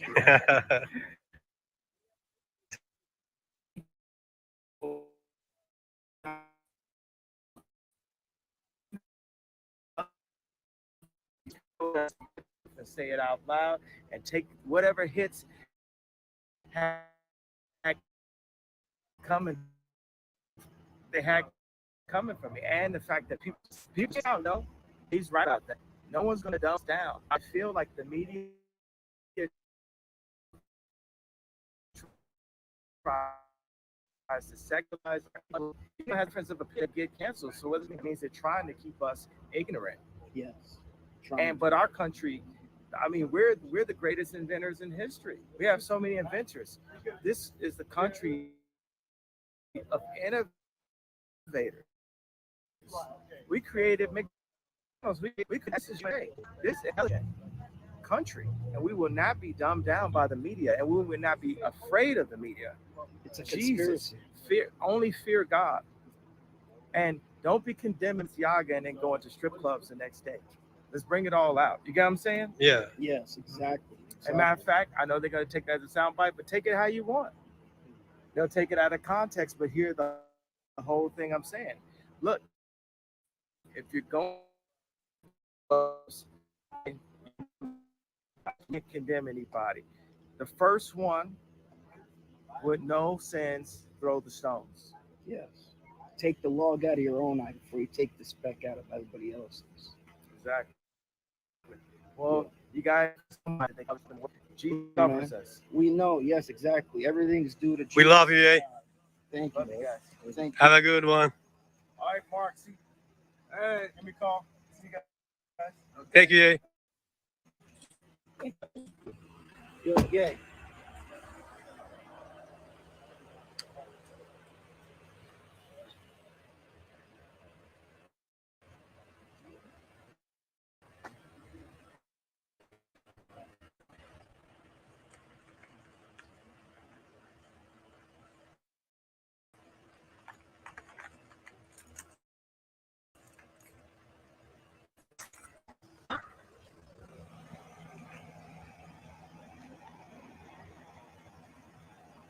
jump at it, and maybe even to apply it to yourself. And so it's easy to make that viewpoint. Kanye said some important things right there, but I want to jump to this It takes immediately just so y'all can education to hear make this that point. viewpoint not attractive. So, I mean, I think that almost all societies that have become successful have done so by educating themselves in some real sense out of instinctive false compassion and envy. And because those are there at hand, they always have to be, what would you say? They always have to be pushed back against. They always have to be differentiated. So what's the difference between wealth and theft? Well, someone might not come up with that idea on their own, but once it's presented to them, especially to a young person, especially given that the system is not fair in the ultimate sense, it presents a very difficult conundrum, especially also because some people do have more than they're psychopathic and manipulative, Machiavellian, and they don't play fair.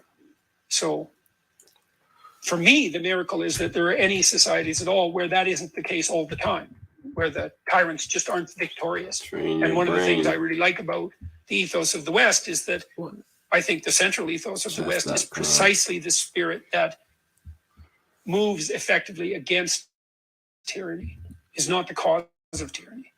Now, there are radical elements of the West, because of course there are. But what I'm very afraid of on the radical front is that to the degree that the radicals even want what they want, they're pursuing it in a manner that's so counterproductive that if they were victorious, it would destroy everything they support. Well, your good friend Douglas Western about this war. Like, I don't think y'all understand. You're pursuing something that if you was working towards it, you would start to understand how it don't make sense. But because it's deserving, I was saying that you may get some shit with some shit that you may not understand the backstories of, because you thought you deserved wealth, and that's why you didn't have it. Instead, the fact that because you didn't work for it, you probably don't get it. Even with the child mutilation situation, they feel like they deserve to express how they feel and what they feel internally, and it's like, you sure? All right, let me get some people that have already done this before you. Here they are. Like that. You sure? Like that. Let's put you in a group and see how they accept you. Yeah, they're not accepting me because I don't look like that. No, they're not gonna accept you even when you start looking like that, bro. Don't do it. That's what we just showed you. Like, if you a girl, you think you a boy, throw you in there and have matches with the boys. Play a couple games with the boys. Play a couple of basketball games. Play some shit with the boys. You can't just say you want to do so. Do it, bro. Get into it. Get into it, because then you will figure out, yo, do I need to do this or not? When you deserve things and you think a man is something, it's just like all these fake ass dudes that's just making muscles on themselves. You just, nigga, what the hell are you doing, bro? You think you deserve muscles? Come on, like we in a crazy time, bro. Hold on, bro. Don't tell me my phone dead. Don't tell me. In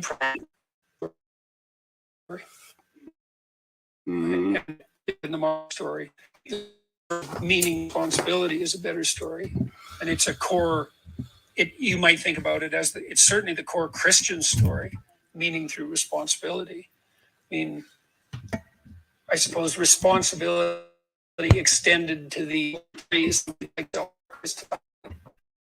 that, because take responsibility means to forego immediate gratification. I explained to y'all about Voodoo, and it was the way it was done was so savvy. And like I said, it's kind of like Black Panther, where I'm almost still keeping things a mystery in a sense, but bro, their stories, bro. Because I know they've made documentaries and tried to put things away, but their stories, bro, about how it'll be a time that these motherfuckers will be trying to launch a cannon. They have a cannon in the fucking cannon right now. They literally just probably the ball in, about to launch a ball out. Poof. Right before they decide to launch this ball out, a motherfucker jumps in, the cannon and just like foils the whole plan, like blows himself up. Right? These are stories that was explained, but basically during these times of this war, bro. So I'm just telling you, what the brother explained about self-sacrifice, bro, to the highest, bro. That's the only way to really change a society, bro. That's why, I don't really believe in trying to be too religious, but we got to have some type of principles. We got to serve something, bro. Because if we don't, then what do we die for? What do we align for? What do anybody even act righteous for? Like, why do somebody act righteous? They ain't act righteous for what? For what? Bro, nothing ain't gonna happen to you, bro. Just act how you act, bro. You're gonna be good. Why would I change? We have to have something, bro. It gotta be some type of sacrifice. What they call it? In vain? You died in vain?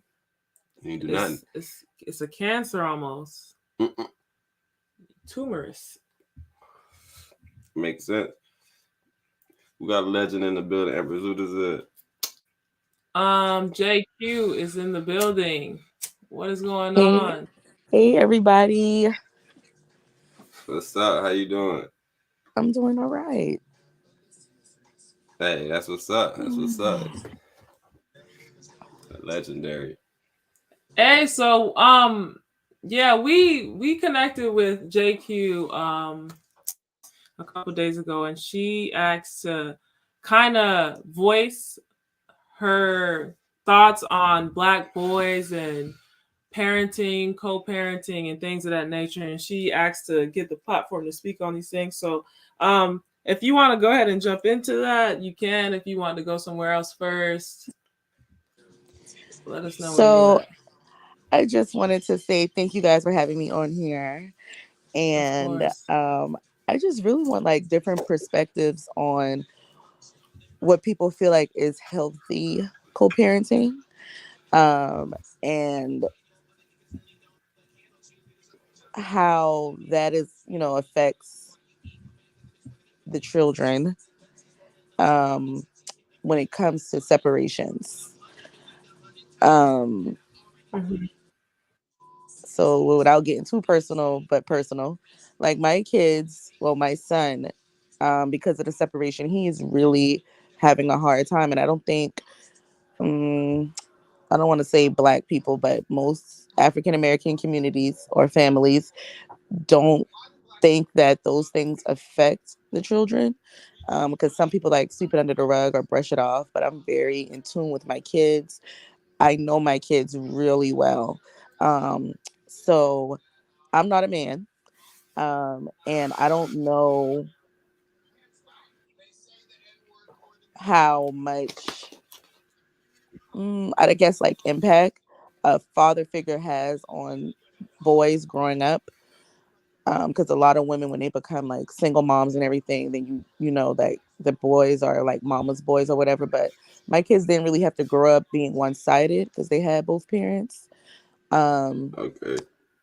But like I don't know. I guess I'm coming here more for like clarification, like what steps that I can take as a mom to make sure that my son is like knowing that I'm not a man, but I'm still like an authoritative figure for him, and for him to like, I need to listen to my mom. I know this is something new for me, but I need to understand that my mom is like, no, I don't want to say mommy and daddy, but when you a single mom, you kind of got to play both roles if you and the other person can't meet in the middle.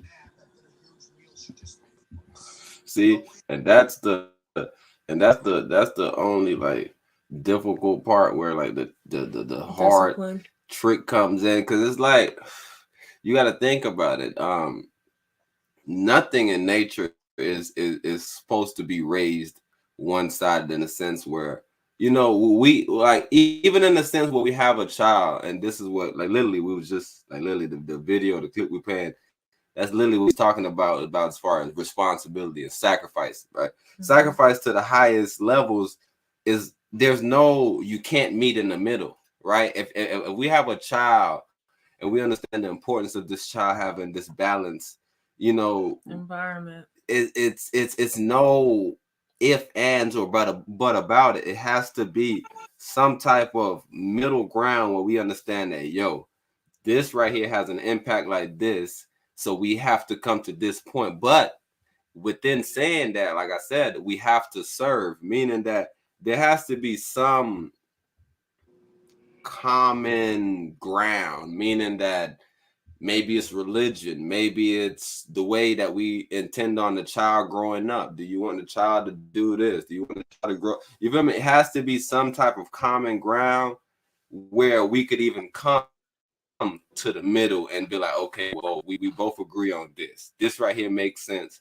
We both could agree on this, and we can come together just to make this happen, right? That right there is the most important part. Because if we don't serve anything, then I can say one thing because I believe in Judaism, and I come in here with my Judaism shit, and you believe in goddamn Islam, and you come in here and you on your Islam shit, and we may never even be able to meet eye to eye. So it's just really and truly who has rulership over the child, and then maybe that becomes weird because then the child has this rap. You feel me? It's always weird trying to decide who the child chooses instead of being a unit where it's like, no, these are the parents, right? So as far as that, we'll have to come to a commonality. I don't know what the commonality to be. What do you understand? Like, what do you think will probably be the biggest commonality that y'all will both be able to be like, okay, we both want this to happen. We can at least speak on this point to be able to, further this relationship. Like, what do you think would be a point that'll be like a sticky point for both of you that you would be able to even get to a middle ground on? I feel like there's a disconnect for me and him because, and I can't speak for him, but this is just me. This is my perspective. I don't think that, I don't want to be shady, that the kids are his priority. And I think that's a problem because I do everything for my kids. I wake up in the morning for my kids. I go to work for my kids. If I didn't have my kids, I probably wouldn't have a job. I probably wouldn't care about nothing. But because I have my children, like, that makes me want to do more because, like, they're number one. It's God, then it's my kids. Like, nobody comes before them. And I think our biggest issue is I don't feel like our kids is his priority. If our kids were his priority, me and him would see eye to eye on so much stuff because it would be so hard for us to disagree on things. If both of our best interest is we want better for the boys. We want the boys to do good academically. We want the boys to play the sports they want to play. We want the boys to have a good or see as much normalcy as possible. Even if we're separated, it doesn't mean anything because it was a mutual agreement. It wasn't like a bad breakup. It was okay. We've ran our course, so let's go our separate ways. And Mm-hmm. I feel like because it was like that, because other people who separate sometimes it's bad. And it wasn't bad. It was just okay. You got your space. I got my space.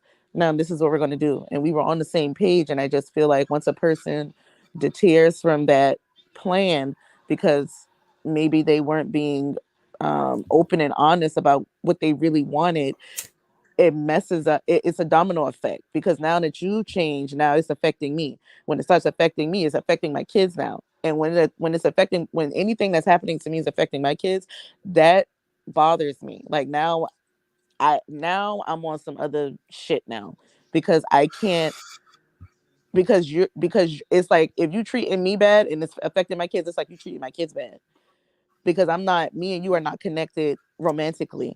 So it doesn't matter anymore about what happened between us. It's all about what are we going to do for them now? How are we going to make this thing work for them? I'm not going to pretend and act like at the beginning of everything that I wasn't, I guess you can say, bitter about the separation, even though it was my decision. Because when you're with a person for a long time and then it's like they're never what you want them to be. And then as soon as you separate, they're exactly what you wanted them to be. That will make somebody feel a type of way. And that's what happened with me. But over time, it's almost been a year now since we've been separated. I was able to see things from a different perspective and I understand now. And it's like, okay, well, maybe I wasn't doing something right in the relationship. Maybe I didn't give him what he needed. And free and he can get those things from somebody who actually can give him that, because I couldn't. And I accepted that. And I said, okay, so now I'm ready to co-parent healthy for my boys, so that me and him can come to a common ground. But when your partner, I guess I can call him that, feels like you're their enemy for whatever reason, because he's his own self, I can't speak for him, it's hard to do that, because it's, if I'm trying to talk to you with sense, and then all you keep bringing up is, oh well, you did this and you did that, and it's like, well, we're not together, so why are we talking about what happened in our relationship? That doesn't matter anymore. What matters is, what are we going to do now with the kids? How are we going to move this thing forward? How are we going to make this equal, so it's not too much on me and it's not too much on you, or it's like you're not having any responsibility and I'm having all of the responsibility, and you just come along when you want to? Because I remember a podcast that y'all did probably a year or two now ago, and we were discussing like fathers and the father figures are for their children, and how Mm-hmm. they're in their kids' life. And I would, a statement was made, oh, I wouldn't be on child support and this and this and that. But the moment that you was free, I guess you can say, um, you became everything that you said that you wouldn't be. Yeah, see, that's always, I'm telling you, that's the biggest trip. And like I said, I always go back to serving, bro, because in the black community, bro, our divorce rate, our separation rate it's bro, it's how high it is. Like literally in this video that we're watching, they bring that up about the way we vote and unmarried and separation, all these different things. But one of the main thing is, bro, when a man is separated from his wife, it's children. It's just like in nature, bro. Shout out to children; they're amazing. But a man, the connection that he has with a child is different. So if you, literally, bro, if y'all cannot come to some type of common ground in the sense of like y'all beliefs, because y'all beliefs are still different. So he has a sense in his mind where he think he's right. So it'd be hard to convince him that yo, you're wrong. And then you have a sense in your mind, blah blah blah. So y'all either have to come to a some type of belief system that even makes sense, where it's like, yo, bro, you believe in the Most High, you need that. I don't really know. Like I said, like I listen to a lot of Starlito niggas. Starlito always say that if you a deadbeat, then we ain't partners. You can't be causing these same problems, because like I grew up in the world and I hate single people and I hate child that's raised alone, because it's like we always missing something. Like I always explain in my situation, a lot of times like when I was younger, I remember times that I wanted to be more like masculine in a sense, like, but I handle it more so like my mom more. So I'd be like, man, fuck that. I don't want to talk about it. Or I get extremely mad instead of like being able to be logical with situations. So I definitely understand the problem that it'll cause. So we cannot be keep on like it, like we have to find a better way to handle the situation. So if we can't come to some understanding or whatever, then hey, we have to split time. We have to decide, yo, what days you get, what days do I get, and then we just gotta feel comfortable with that system. If we can't come to something that's understandable, that makes any sense, it has to be now where A it's game like, of chess. yeah, rules where it's like, all right, you whatever, you text them, you let them know, hey, I got the boys from blah blah blah. Can you handle them from these days? And then whatever days that y'all do agree upon, then that's the agreement. That's the agreement. And if he can't hold those agreements, then you can hold him to another level. But right now, it just seemed like he has his own way, and you got your own way. So y'all have to set some type of ground rules where it's like, hey, I got him Monday through Friday, or I got a Monday through Wednesday. You feel me? However the days may split up, however y'all may see the situation, that's how y'all have to do it. If y'all can't actually conversate and be able to facilitate that co-parenting situation, because right now it just seems like it's not it's nothing to, you feel me, because code, it's always, you got to think about it, code goes with something, cooperate, like you have that, you Mm-hmm. feel me, you feel me, it has to work in a certain way. So if he's not getting on board at all, you have to come out where it's like, okay, bro, Yeah, do if you agree there's with these? Can you do these things right here? Because these things at least to make me happy. Can you do these things? And I'll do these things. Like And what's the problem with you not doing these? that's the Go ahead. word right there. Him trying to make me happy in any aspect, even if it's for my kids, he don't want that. I don't. It's like I Mm. don't know. I really don't understand it because, like I said, we've been broken up since January. It's about to be January again, and so I'm like, okay, if you don't want me no more, and you got you a little girlfriend or whatever, then I'm not understanding. I don't get what's going on because I've done these things that you're suggesting. I've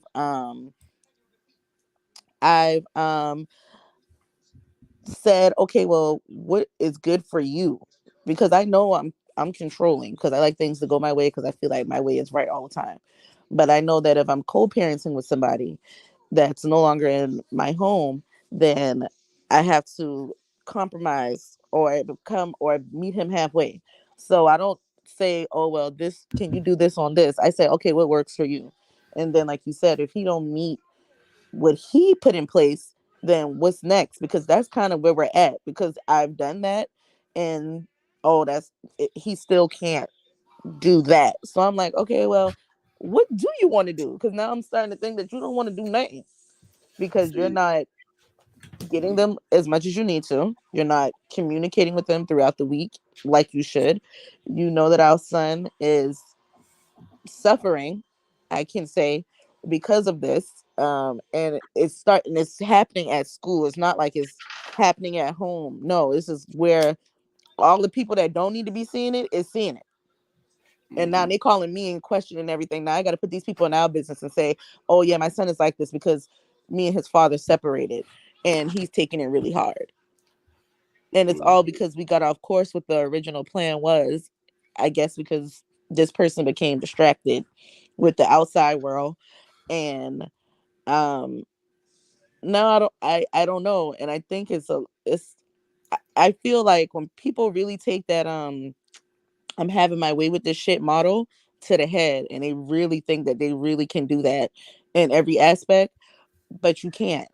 And I'm just one of those people that you can't do it with because I need to understand things. And if I don't understand it, if it doesn't make sense, then I'm not doing it. And I'm definitely not going to have my kids involved in something that doesn't make sense to me. And he see, like, go in. and his biggest thing is I don't got to do nothing for you. We're not together no more. That I don't get what's I don't see what that has to do with anything. We have children. So me and you communicating is something that should be happening. If your person is insecure about me, that's a conversation that you need to have with your person because there's no um inappropriate conversations happening. There's no, oh, can you meet up with me by yourself late at night? I don't even allow him to call my phone after 10 o'clock because I don't let nobody call my phone after 10 o'clock. So that's not happening. So um I feel like he's more worried about somebody else's feelings than his kids' feelings. Mm. Because this person is insecure about our relationship. And I've spoken to her several times. We was together for 10 years. I left him and I don't want him anymore. I just want him to be a father to his children. But I don't think I don't from what I know about her, I don't know if I don't know. It's just weird because he has kids. So if I were I was talking to somebody who had a child and I'd never told him like, oh, you can't see your daughter today or oh, you can't talk to your baby mama today. I would never do that because I came into a situation that he already had. Mm. And I don't and it's like he's purposely not trying to see it like that. Like he wants it to be a thing where, oh, you're just mad because I got somebody. I don't care. I just want you to help me with my kids. I want to break just like you get a break 7 days a week. I want to break too, not 7 days, but the weekends I should be able to live my life. Mm. Financially, I should be able to not have to worry about what bill I can't pay because I got to do this for my kids because you're not helping like you should. And if you can be there for her child, then why are your boys not getting that treatment? That's weird to me. And on top of that, this lady is married. So what are you really doing? Oh wow. You're putting all your eggs in one basket with a woman that's already committed to somebody on paper, legally in the state of South Carolina, and you're basically disowning your children for this person because she's uncomfortable with a 10-year relationship.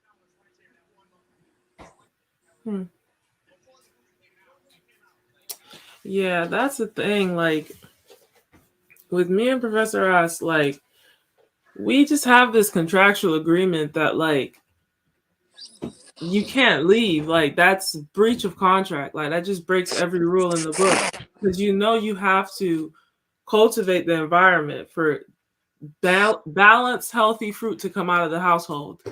And if you break that up, like that's literally cutting a tree in half.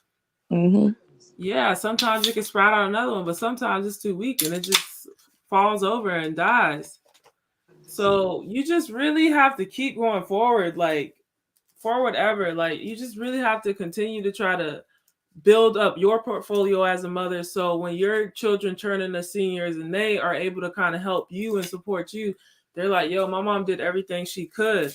Because ultimately, that's how I look at it as having a single mother. It's like, yo, she did everything she could to make sure, like, we didn't know what lights being off was. We knew what a shelter was. Like, everything was taken care of on the basic necessities that you was able to thrive. I was able to go and get a 4-year degree and things of that nature. So that's what it really has to be about. If he decides to step up, lovely, great. But you just have to accept the harsh reality that he may not step up.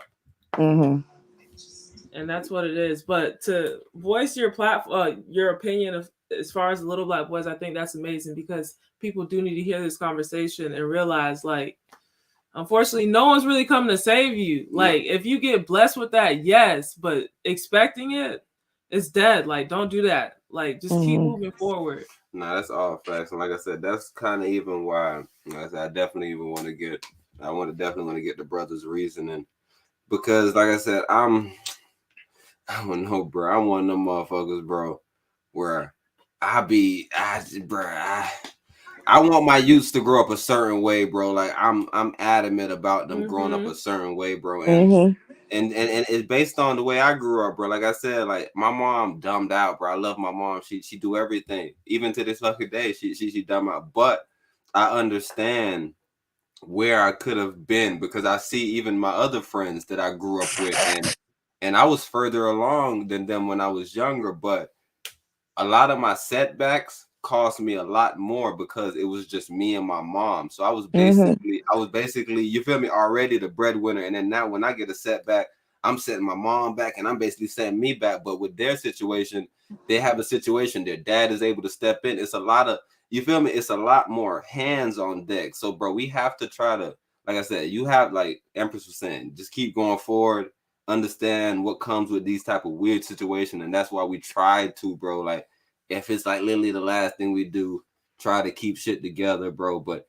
if we can't, bro, we got to understand that whoever is in control of these youths got to show them the love for both, in the sense that it's no need to say I'm the mother or the father.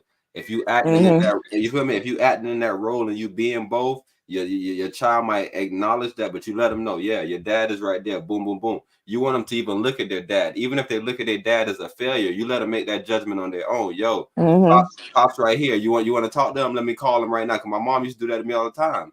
Every time that my dad called her, but whatever. Even if he didn't call, she'll ask me, "Hey, you talk to your dad?" I say, "Nah, I ain't talk to him today." Hey, call him. Boo, boo, boo. Here you go. Man, if I don't want to call him, she'll dial his number and have the phone ringing.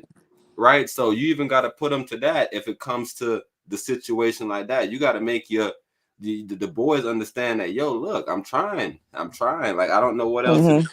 And another thing, like just an example, like we have what is she, 3 now or 4? She's about to be 4. She's about to be 4 in December. Okay. She was crying or whatever, right? Because her grandma was leaving from the Thanksgiving situation. And, you know, most parents, they'll try to baby them, pick them up, blah, blah, blah.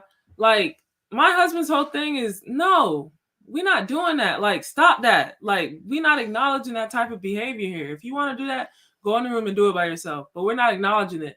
And that's another thing too. Like when you see these emotions flaring up, you gotta kind of remind them, like, hold on, did you do your homework? What's 10 plus 10?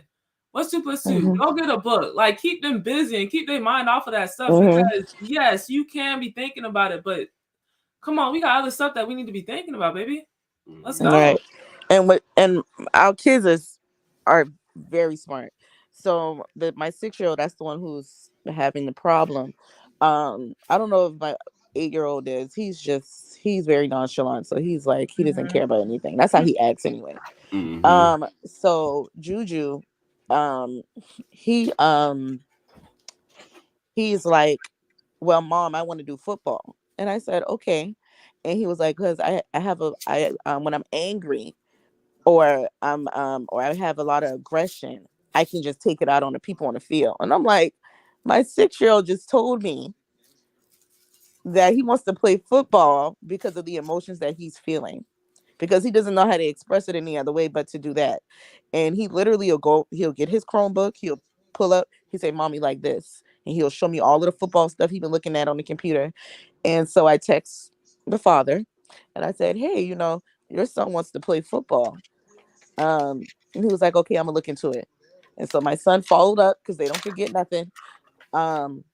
Okay, Mommy, did you find something? But football season is over. Like, they're in the playoffs, or they already did the playoffs. So I was like, okay, well, Juju, you can't do it right now because it's over. I said, in basketball, I don't know. I said, maybe you can still try something else and get you in some type of sports. So definitely on my part, I feel like I am trying. I'm not gonna try to act like I'm not bitch, because I can be, but I really have been really trying to look at things from his perspective as a father and say, okay, well, let me look at things from his end and try to do something different, because what we've been doing before isn't working. And I bought my kids a phone because he says, oh, I don't want to call your phone because me and you can't get along. Okay, cool. I bought my kids a phone. I don't know the last time he texted that phone. I think he texted them when he found out they had a phone. He hasn't texted them or called them since. And they text him like every morning. Good morning, Dad. Hey, Dad. What are you doing, Dad? Like, and I don't like things like that because I grew up with my father. So that bothers me when I see things like that, because it's like, okay, well, I'm gonna tell my kids to start reaching out. I'm just gonna block you because why aren't you responding to my children? That's what I'm saying. You don't need to create the emotions for them. That's what I'm saying. Let them decide all those things, because you don't need. The main thing you don't want to do, because this also happens too, where you understand, because like you may be looking at it, you be like, man, that's wrong. So you may try to make it wrong to them, but they may not see the wrong in them, and then it may look like you're wrong. Right? So you just want to kind of stay out of that gray area. Like I said, your main thing is to do the best you can, and whenever they try to communicate with their father, like I said, that'll be things that sticks with them. Like, they'll grow up and they'll be like, man, I remember always trying to hit him up. He never hit me back. Right? They'll never be able to say, yeah, my mom blocked them. You feel me? You don't want any of the negative attention or nothing like that attached to you. Being attached to you about the situation. Just make it all on him. If he want to play that little stupid role and he don't want to step up, cool.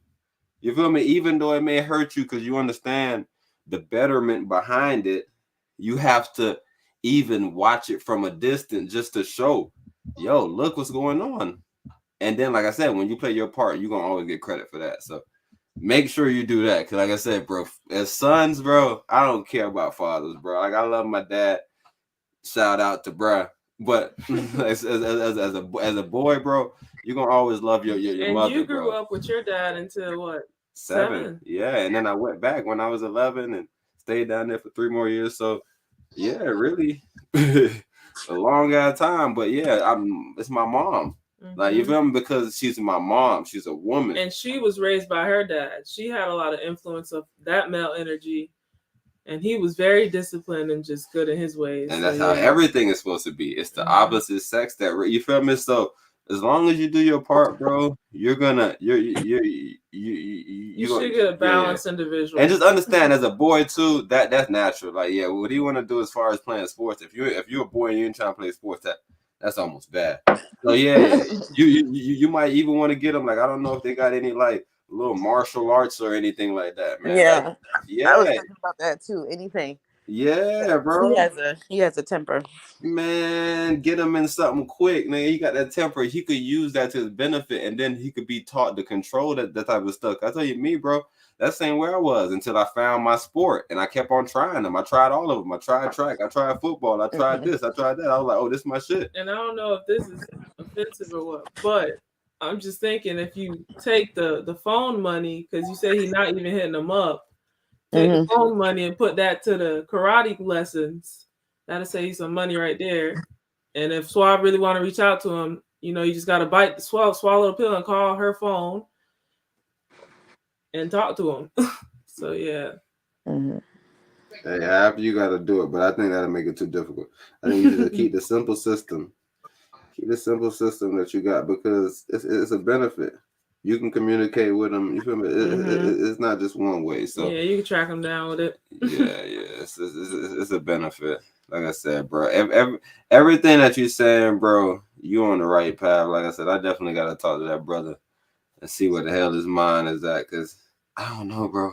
Total opposite story. I'm telling you right now. He gonna say, and that's why I said I can't say too much on here. But in the beginning, it was rocky.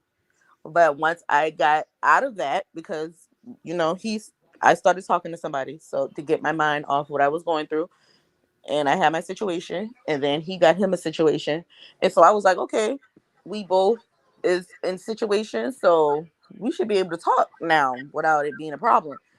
But that wasn't the case because he admitted to me that this person basically is insecure about us having conversation. And I said that's why we should have never went away from the plan. The plan was normalcy for the children. Let's hang out every weekend at each other's places, watch a movie or whatever family event we're going to do. Call your kids, get your kids, and help with your kids financially. That was easy. Anybody who is coming into a situation where two people who just broke up after being together for 10 years, you have to understand that, hey, this is fresh. So if you deal with me, know that you may feel uncomfortable because you might think it's something going on that's not.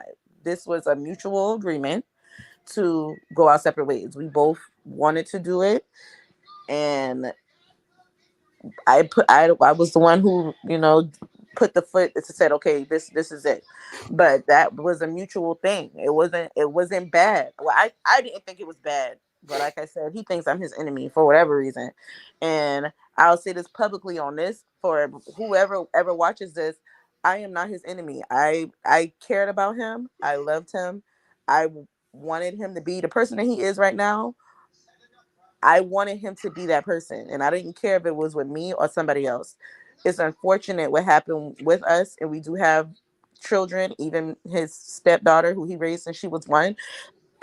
But um, I I feel like this was better for us because we are best friend. We were best friends, and if things could get better, we could still be best friends. But you have to speak to your people when things like this happen, because if not, then I don't know. I really don't know what's going to happen with his relationship with his kids, because I am trying to be more um, positive and not look like a psychopath, because when I do get angry, I get very upset.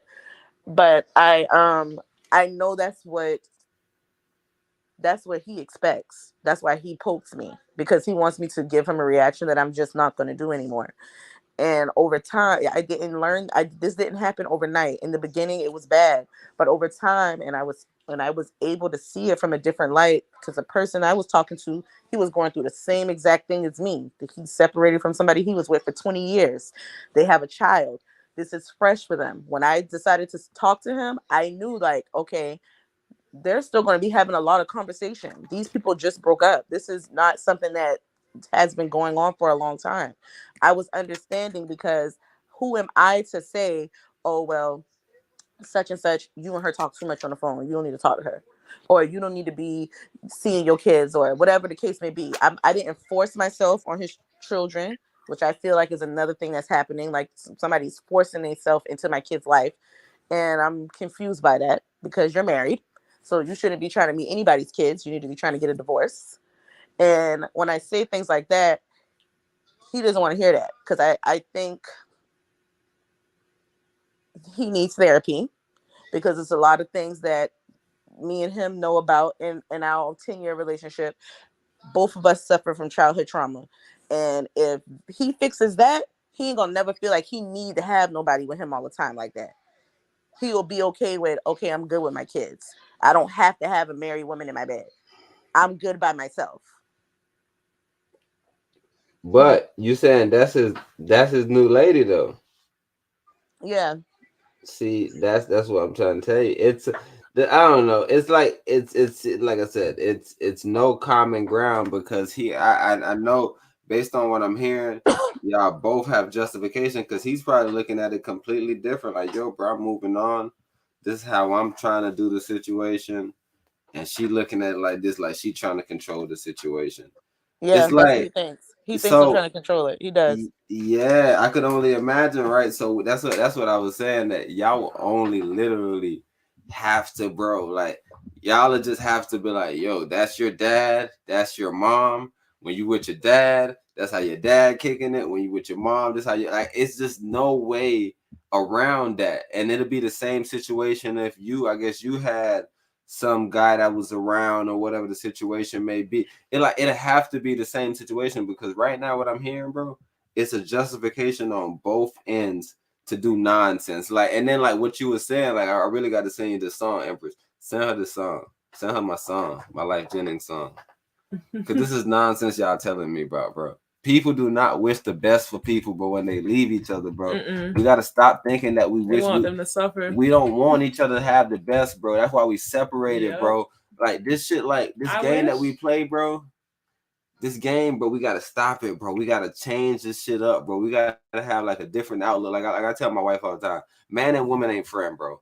I don't know what man be trying to trick women about, bro, but they could trick women all they want, bro. I'm gonna be honest to every woman on the planet, bro.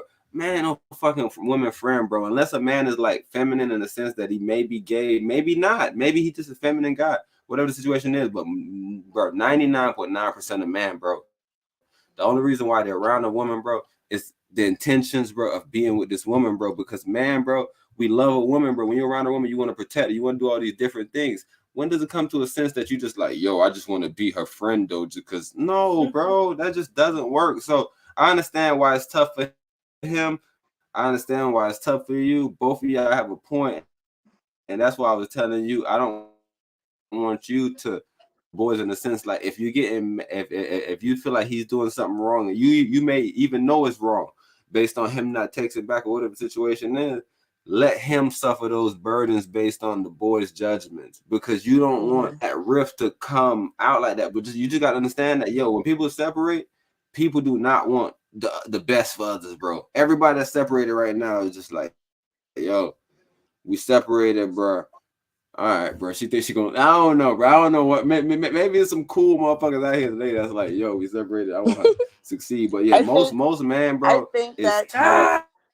It's tough. It's tough. I think that's his problem. Like he's like you like he's the type of person, he keeps saying something because it's like he wants himself to believe it. Because I'm starting to not believe him no more. So because he'll say Facts. something to me, he'll keep saying, I don't want you, I don't want this, I don't want this, I don't want this with you. I don't da. And I'm like, who are you trying to convince? Because I'm okay if that we're here. But it sounds like you're trying to convince yourself that you don't want me no more. Because I don't get it. And I understand what you're saying. We don't want the best for each other. And I was that way. I'm not gonna lie. Of course, we broke up. I was like, fuck him and fuck his life. I don't give a fuck what happened with him. He did all this shit now without me and the kids. Da, da, da, da, da. I was like that at first, but I swear to God on everything I love, I started talking to this guy. He was in the same predicament as old boy, and I was. It was like God. It was like God said, "I'm gonna show you the other side of this so you can understand."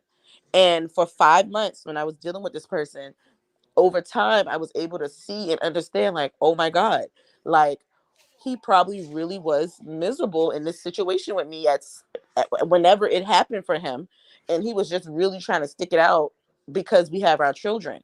Because he's told me himself, if you don't leave me, I'm never gonna leave you. No matter how bad it was, because it was bad. And I just couldn't, I didn't see myself staying in that situation that I was in miserable. And I had to make a decision, and I did.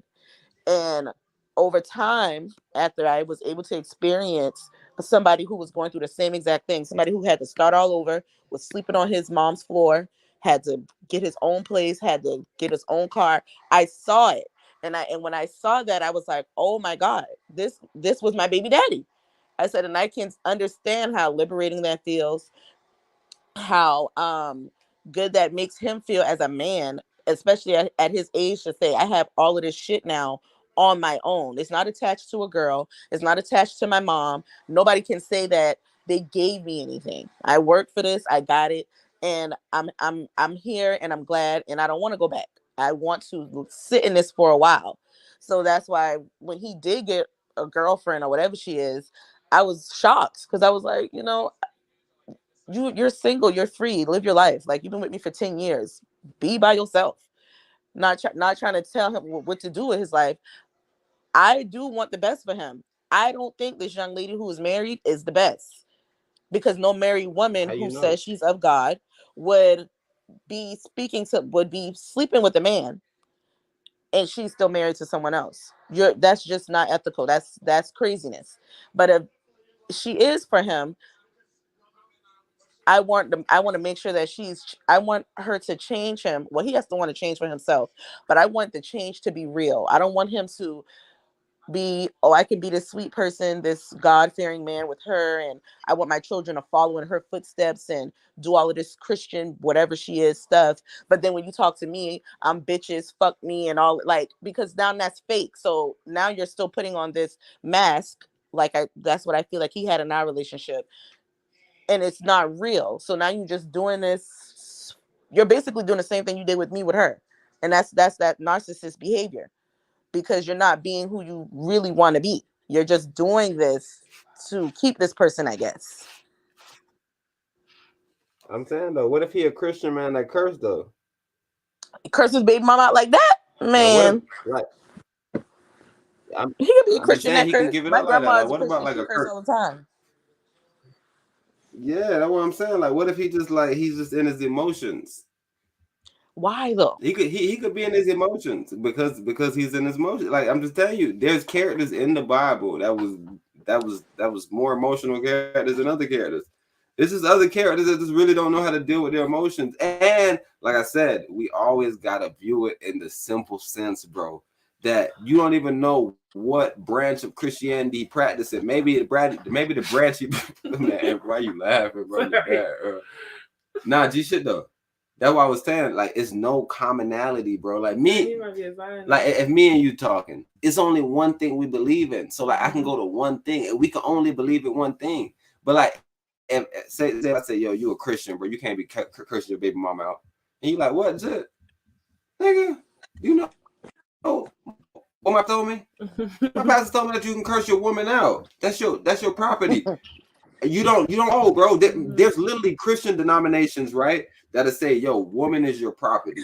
A woman can't wear pants, right? So I'm just telling you, there we don't know, and that's what makes this situation so hard, because I'm literally I'm trying to justify everything, even in his brain. I'm saying, yo, all right, cool. Nah, that's what I want to do. What you talking about? I don't want to do that. See, bro, you see what I'm telling you about her, bro? She telling me I don't want to do what I want to do. This is what I want to do. Like maybe he think that's what he want to do, and that's why I'm trying to make the sense of it in my brain. I'm like, yo, y'all both have a point. That's why the Empress was like, yo, you just got to keep moving forward, and that's why I told you, yo, as long as you don't, your main thing is don't stop nothing he's doing, in the sense that, yo, if that's how he want to move with his days, it's hard. I get you're gonna suffer, but it's sacrifice. If you believe in Christianity, you believe in sacrifice, bro. You gotta sacrifice, bro. The Most High, the Most High was, bro. The Most High know about sacrifice, bro. Cause like we was watching this cast, and he was talking about how it's tick for tack. So boom, if his lady hit somebody or get into a fender bender, now boom, he got room for a fender bender.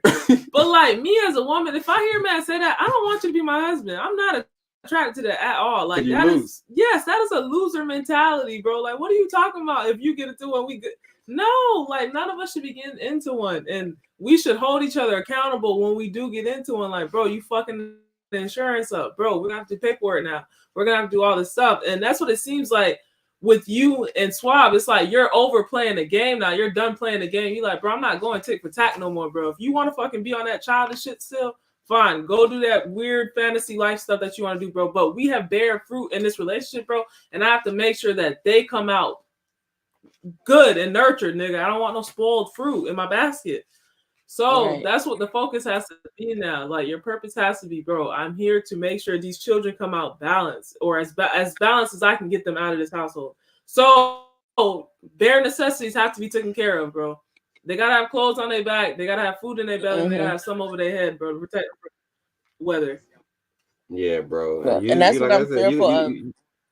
Like that's why I wanted to come on here, because my son is 6, and I have brothers. I had a brother who did everything in the book, and it's like I don't want that for my son. I said that's scary for me to look at my son at 6 years old and this is happening, because this is only 6. What if this continues, or if I was a parent that didn't care or wasn't paying attention to these things, and it got worse. Now he's in middle school doing the same thing. Now he's in high school doing the same thing. And that's when people get out of hand and they get into all types of different walks of life. Like, I don't see that for any of my children. Like, I don't want that for, especially for my boys. I don't see that for them. And I know that I have a brother who grew up with me and our dad, and compared to my other brother, because my father was in his life, but that wasn't his real dad. So he didn't really have that structure like he should have. Like me and my brother are pretty good kids. We don't have backgrounds with any type of violent crimes or drugs or anything like that. Like we are regular people. We got traffic tickets. Like we're good kids, and that's what I want for my children. I want them to grow up. You can literally grow up and be 32 years old like me today, and knock on wood, don't have any type of thing like that on your background ever. My brother is 30, he's about to be 31. He doesn't have anything like that. And it's because I think because of that structure. And I'm not a man. I mean, yes, I know I gotta move forward and I gotta do everything as a woman. And I'm thinking I'm a person, like I said, I'm controlling. So I think about all the what ifs and I start thinking way ahead. I don't even think like, oh, what's tomorrow? No, I'm thinking if this is 6, then what's going to happen in 5 years when he's 11? And then what's going to happen when he's You 16? see, no, And then that's being governed by fear. You Yeah. have to really look at it as far as like, with your. Hey, because look, Go ahead. it's simple because every day is a day. So that means the first day that you notice that it's going on, that's the first day that you can be like, man, from this day, what if I start doing this? What way he gonna be at then? Because the same concept, keep doing that shit you do and see where it gets you. Exactly, that's what I was saying. The fact that the foundation, so you and your other sibling were able to get a sturdy foundation, right? And didn't stray away from that path, whereas the other sibling, he strayed away and took a detour. Right? So now it's just as long as you instill your beliefs of what righteousness is and you allow them to know what righteousness is and you hold them accountable to being righteous when they're in your presence. Now, when they stray away from that, it's like, fine, you can take the horse to the water, but you can't force him to drink. It's like he can come back to the path that you put him on, but if you never put him on that path, he doesn't have anything to go back to, you know? Yeah, so just make sure you do your part, bro, because like I said, that's gonna always resonate. Like, and you can't be governed by fear. All you can do is instill, like, bro, this need to get done. You want to build a legacy. You want to, like, you got to figure out what are their dreams, what do they aspire, like, what interests them. Like, you just have to go there. Like, why do you like this TV show? What is this about? You know, really kind of find some common ground. So you can't find common ground with the dad. Try to find common ground with the son. Yeah, that was my focus, because I'm on my little spiritual journey. So I like disconnected from everything, and I was getting more in tune like with my kids, because I had to deal with everything and get my life back on track. And then I was like, okay, well, now I can really focus on my kids, because you can get lost sometimes in relationships and you forget who you are. And I think that's what happened to both of us. And I really had to get this connection with my kids. And I don't know, I expected because we was together for so long and he knows the dynamic that I came from, I expected that to carry with him even separate, and for it to be like, okay, this is just as important to me as it is for her. And it could be because me and him wasn't getting along. I don't know. I'm tired of making excuses for him. So I can't even focus anymore on what he's Mhm. not doing. I'm to the point now where I'm just more annoyed and I just don't want to deal with him at all. And I really don't want to be like that, but it's hard not to be like that when it's like, all right, now I'm doing stuff that I don't usually do, because the real me would have a different reaction, but I'm trying to do something different because I want a different outcome for my children, and I don't want my kids to see their mom in any type of bad situations because people keep triggering me. Mhm. And I want to be, because if I'm going, then who they gonna be left with? The married women in Javian? Oh, hell no. So Yeah, that's the so main I gotta thing. do You see I what gotta that do what I is? gotta Do you do. know what that is? You know what that is? That's What's that? chaos. That's what that that whole situation and scenario that you just listed was chaos. And that's what I've come to learn and find out is like this thing that we consider as boredom, or oh, we're so bored. It's like, no, this is a time of peace. Enjoy it. Right. Because life Mm-hmm. has enough stressors alone. Like now you're trying to add on stresses because you want to hang out or you want to do something extra this weekend. And it's like, bro, life is gonna have more games for you to deal with, bro. Just relax, enjoy the peace, Mm-hmm. and get ready for life, cause it's coming. Mm-hmm. So I have So one last yeah, it's question just really about finding peace. Mm-hmm. about this situation. Am I wrong? So I gotta give the whole thing. Am I wrong for not wanting my kids Fair to be point. around this woman because she's married? Mm-hmm. Not only is she You married, wrong. but not only is she married, but I spoke to someone that knows her very well that let me know how she is with other people's children. And I know you can't go off based off, oh, well, that was their situation. This situation could be different. I would love to feel like it would be different if she was showing me different, but she's not. She's on the path of showing me like this person probably right about you. And I've asked several times, I put them in a group text and everything. Hey guys, I would love to have a conversation with you so we can come to a common understanding, especially if you're wanting to be around my children, so that I can just know that you understand me and I understand you. And I didn't get anything back from that. And then when I spoke to the young man by himself, he was like, I just won't have them around her. And I'm just like, I don't I care that they're around her, but I don't care. I don't care because I don't want you to feel like, oh, that you're just trying to not you. That's just something for you to do so I can't see my kids. No, because I don't never keep him from his kids. He can never say that. But I do want to have a conversation because I did hear something. That's like him hearing something about the person that I was talking to. If he didn't want to have a conversation with him, that means that you don't care what's happening around your kids. And do I trust Javian? No, I do not. I don't trust him because what he's shown me for this past year that we've been broken up, and I don't think that he's a good judge of character when it comes to other people because he doesn't look into anything. He sees a person for what they are and what they show him, regardless of if it's fake or not, and he goes with that. And I can't have that because I'm not that type. I sit and I look at people and I observe. I'm a very good judge of character. I can tell something about a person and I'm usually right 8 times out of 10. And I need to be able to do that. And if I can't do that, then I can't have my kids around that.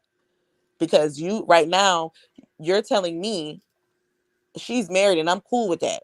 So you having my kids around her, ain't no telling what else you're cool with. What if she beating them with a fucking whip or something? You might be cool with that too. Yeah, you see, and that's you have to understand that's the decision you're making. You're making a choice right now to not avail your children to this person's presence because you don't trust the presence. But you also have to understand that presence is now considered this young man's girlfriend, and this young man is probably trying to further this relationship. So now he has to sacrifice, and unfortunately, that sacrifice comes at the cost of his children What you mean? or Why the you relationship with saying his children. at the cost of his children? Because Why if did you say it like that? she's saying that she doesn't want the children around this person, What are you saying? he has to change his whole entire life in No, order that's to what I'm saying. accommodate. That's what I'm saying. Like you be reasoning backwards. That's how you. The Most High don't reason backwards. You only reason for it. Meaning this. She asks, was she wrong? She's completely wrong. Why is she wrong? If you make a decision to separate, how you decide to raise your child in your house, that's how you decide to raise your child. But how the father decided to raise a child is the same way he decided to raise, because it's both of y'all child. You can't tell him who the fuck he wants to put his child around, just like he can't tell you who to put your child around, unless y'all are together. So you can't say he's sacrificing shit. The only people sacrificing people is the adults. So she's sacrificing, he's sacrificing. They sacrifice each other. The child is not being sacrificed, right? The child is just a child. But what we have to understand, which is why I told her, and same thing I would tell bruh, you cannot put your emotions on the child, meaning that you don't make the child hate the other parent because you don't like the other parent. You don't make the child, you feel me? That's weird. That's the weird situation. So if you think that he's a bad judge of character, whoop-de-doo, bad for you, because he's still that child's father, so he can make his own judgment. And that's why I was saying, when y'all get these agreements, and if he decides to rock it like that, it's like, damn, I guess this is what we got to go through. And that's the only problem. But that's what I'm saying. Maybe he has a righteousness to him, and that's why we can't judge it in any weird way, because maybe he's looking at it like, no, she's not married anymore. She been separated from him. It's just some legal bullshit. So we all look at things different, because I know I look at shit like legal bullshit, because I got a homeboy right now that's married, and he been separated since I knew him. I never knew that nigga to be married, but he been married because he ain't paid a little fee yet. I'm just telling you, bro. I'm just telling you. So it's weird, and like I said, I completely understand you. So I definitely want you to understand that, but I definitely understand the other side, because in his mind, he's still, both of y'all are the actual parents, bro. So it don't matter who says anything. Like, that's bro. the thing. Something actually has to happen. And it has to go into like in front of a court. No, it don't. What are you talking about? It don't got to go in front of no court. Meaning that something has to actually happen. You don't even got to go in front of the court. Something could even just happen, and I hear about it, and we know about it. Like, say the one time we had a homeboy. That's what I'm saying. Shit is simple. The most I don't believe in courts, bro. I don't believe in none of that fake shit. It's simple. We had a homeboy. He had a child. He was chilling with a child and a chick, right? His child ended up in the water, damn near drowning almost. He on FaceTime with the mother, and the mother like, yo, so that right there looked bad on his character. And when he came to me and tried to tell me some bullshit about how she was tripping, I told him, yo, no, she's not tripping. You fucked up, and she has a right to judge you like that. So now you have to take however she judged you. That's the same thing on both of y'all sides. So until he fucks up, you cannot judge him as being some careless person, bro, because he's not careless.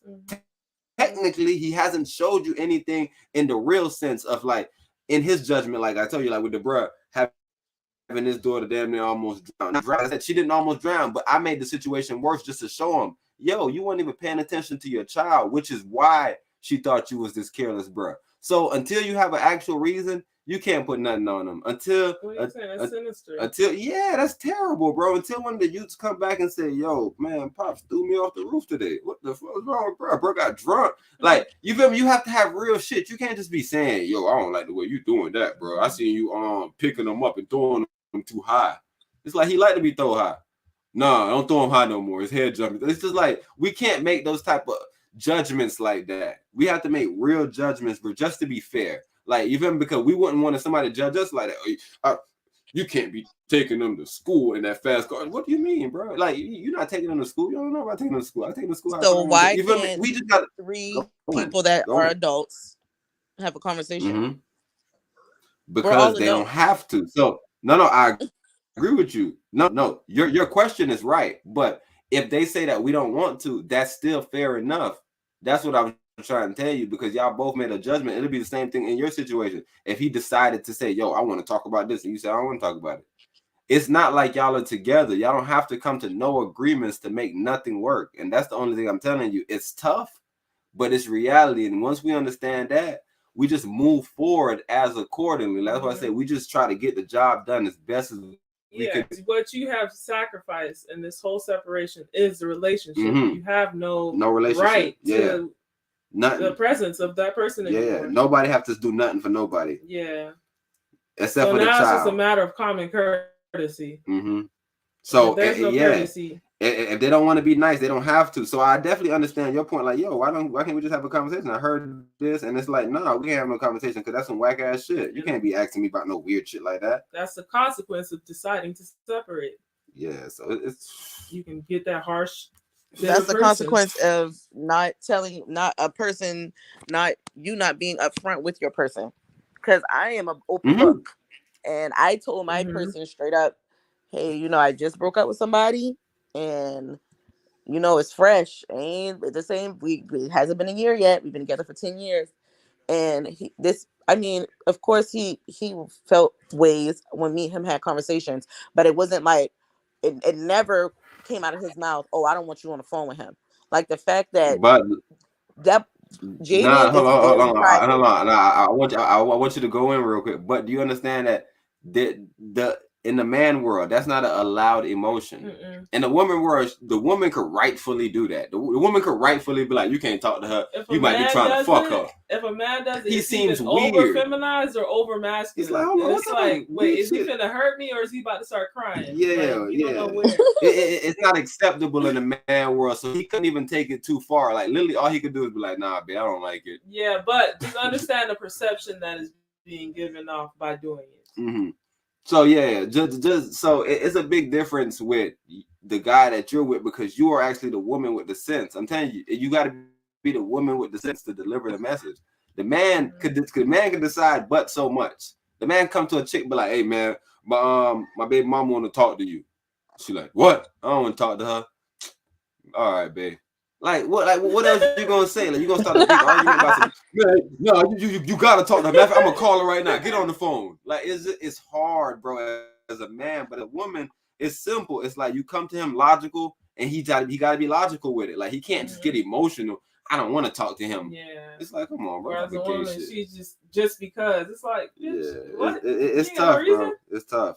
It's tough because the emotions are there. I still have some working on me to do. I think everybody should. Well, I just feel like everybody should be like me, because if that girl ever said, "Oh, I want to have a conversation with her," I would say, "Okay, I understand. I'm about to be around your child. You want to pick my brains. I'm good with that because I love your child's father, and I want this to be good. I don't want it to be weird. I don't want it to be a problem. I don't want to have, oh, when my kids get dropped off, you got to go home first and then he got to bring, like, it don't have to be all that. That's too much.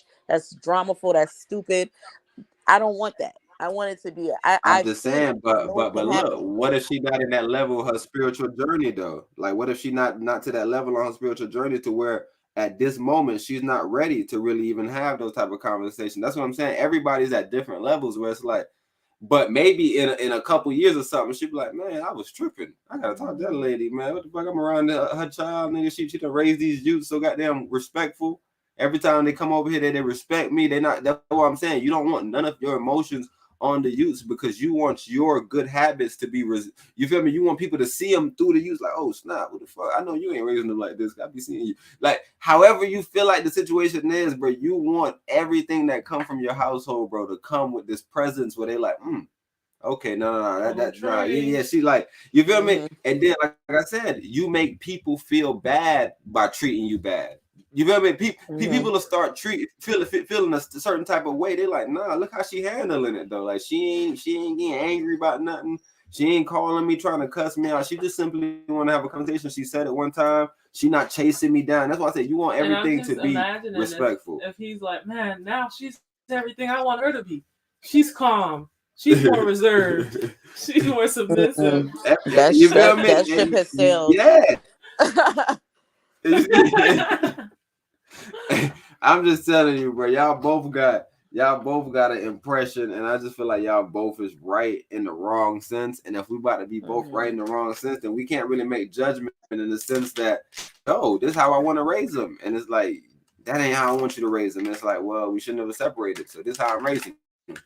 So it's difficult, bro. It's difficult, and like I said, I agree with what you're saying, but me being a man, bro, is you just got to understand, bro. As a man, bro, there's a lot of weird boundaries that we got to follow. Like, you can't just get on the internet crying. It's a lot of weird stuff that people just try to keep you from. So as a man, you quickly come to grips with it. But as a woman, she can do as she pleases with this brother, and that's what it seemed like you're saying, and that's how you're viewing it. But maybe in his mind, he got the situation control, and we either of us know. So that's why I say we have to make the judgment in the sense of like he has to actually mess up, and it's sad to say, but that's the only way to actually judge somebody if we want to be fair. Like we can't I just be feel like, like "Yo, he's I see messing up now going." because nobody could tell me that I couldn't talk to my kid's mother. Nobody could tell me that because how else would I know about my kids? That means I'm Because, going. This because you're a nigga done went woman. 30. This nigga done went 30, probably 45 days without contacting his children. That's craziness. But you You was don't with know your that kids though. How literally you know? How you know for 100% fact? that she don't want him contacting me because he Nah, He said that told. he wasn't she in Oh, contact with them for 45 no days. with the youths. How you know that he hasn't contacted the youths in 45 oh, days? this was at the beginning. They didn't have a phone. It was only my phone, Mm, and he literally did not contact them. He see, didn't call. He didn't say, "Oh, I want to give them some money." He didn't do anything for 45 days. And then when I asked him, "Well, why how you know why how would you know you?" he didn't pull up randomly though, I'm and home all like the wave time. at him through the window? I'm just He saying couldn't. you never. We stay I'm on the just telling. second floor. We I'm stay just on the saying. second What floor. facts do you have? Did you ask the Mm-mm. boys? Have you seen your father in 45 days? They know they ain't seen him in a long time because guess what they said when they saw him finally? Dad, we ain't see you in a Uh-huh. long time. And I'm looking at him like, that's not cute. Like, what were you doing? He was like, oh, I had to get myself together. What? I got to get myself See, together hey, too. but I'm a single mom with 4 kids. I got to get hey, myself together too. see, but that's even respectable. But I bet if he said, "Okay, well, cool, let me take the youths for whatever months, and I'll hold them down while you get yourself together. I'll take them to school and do all the stuff." You wouldn't allow him to do that. So it's not even about you got to get yourself. You wouldn't even allow it if brother wanted you to get yourself together by giving you some time. I would, because I've asked him. I You said, right. maybe during the week you could get them because I could take a break. I get up at 6 o'clock every day. I would love to sleep in until 8:30 when I have to be to work. He said And what yes, he he'll do said, it. Like that. Like that's why I don't. That's why we gotta. I have. To, I he don't know what on he gonna it. do because he said He he'll do on it, it but though. then he don't do it. So I'm like, What you okay, mean well, he why don't you tell do me he it? was gonna When do this it? got presented to him? Hold on, no. What you mean he didn't do it? So You think it's did the youth like miss I've school? What you mean he literally don't do it? everything y'all told me to do, I've already done. So now it's like, okay, well, what's that? What's the next step? Nah, Because I have I never gotta been in ask the this brother. situation. I asked him, I said, Yeah, I okay, gotta you can ask the get them brother. on these days and then you can get them on the weekends. He said, okay, I'm gonna do it. And then every time it's time for him to do it, something always comes up. And I don't even trip about it no more because it's like, because my daddy already told me, like, you better not cry behind this nigga no more. You better not cry behind nothing that he doing. You better not cry about nothing. And I can't say everything my dad said on here because I don't want to make him look away. But he was right because I was the one holding shit down. So I can't cry over something that I created Mm-hmm. because Mm-hmm. that's craziness. I'm just not gonna cry behind it no more. I said because when you hurt my kids, you hurting me. And I said I have to take, like you said, I gotta take my emotions out because I'm putting little girl me in my boy's shoes and what I would feel like if Mm-hmm. my dad did that to me. So now I've Facts. taken myself from that because I said if I continue to do that, we will never be nothing ever.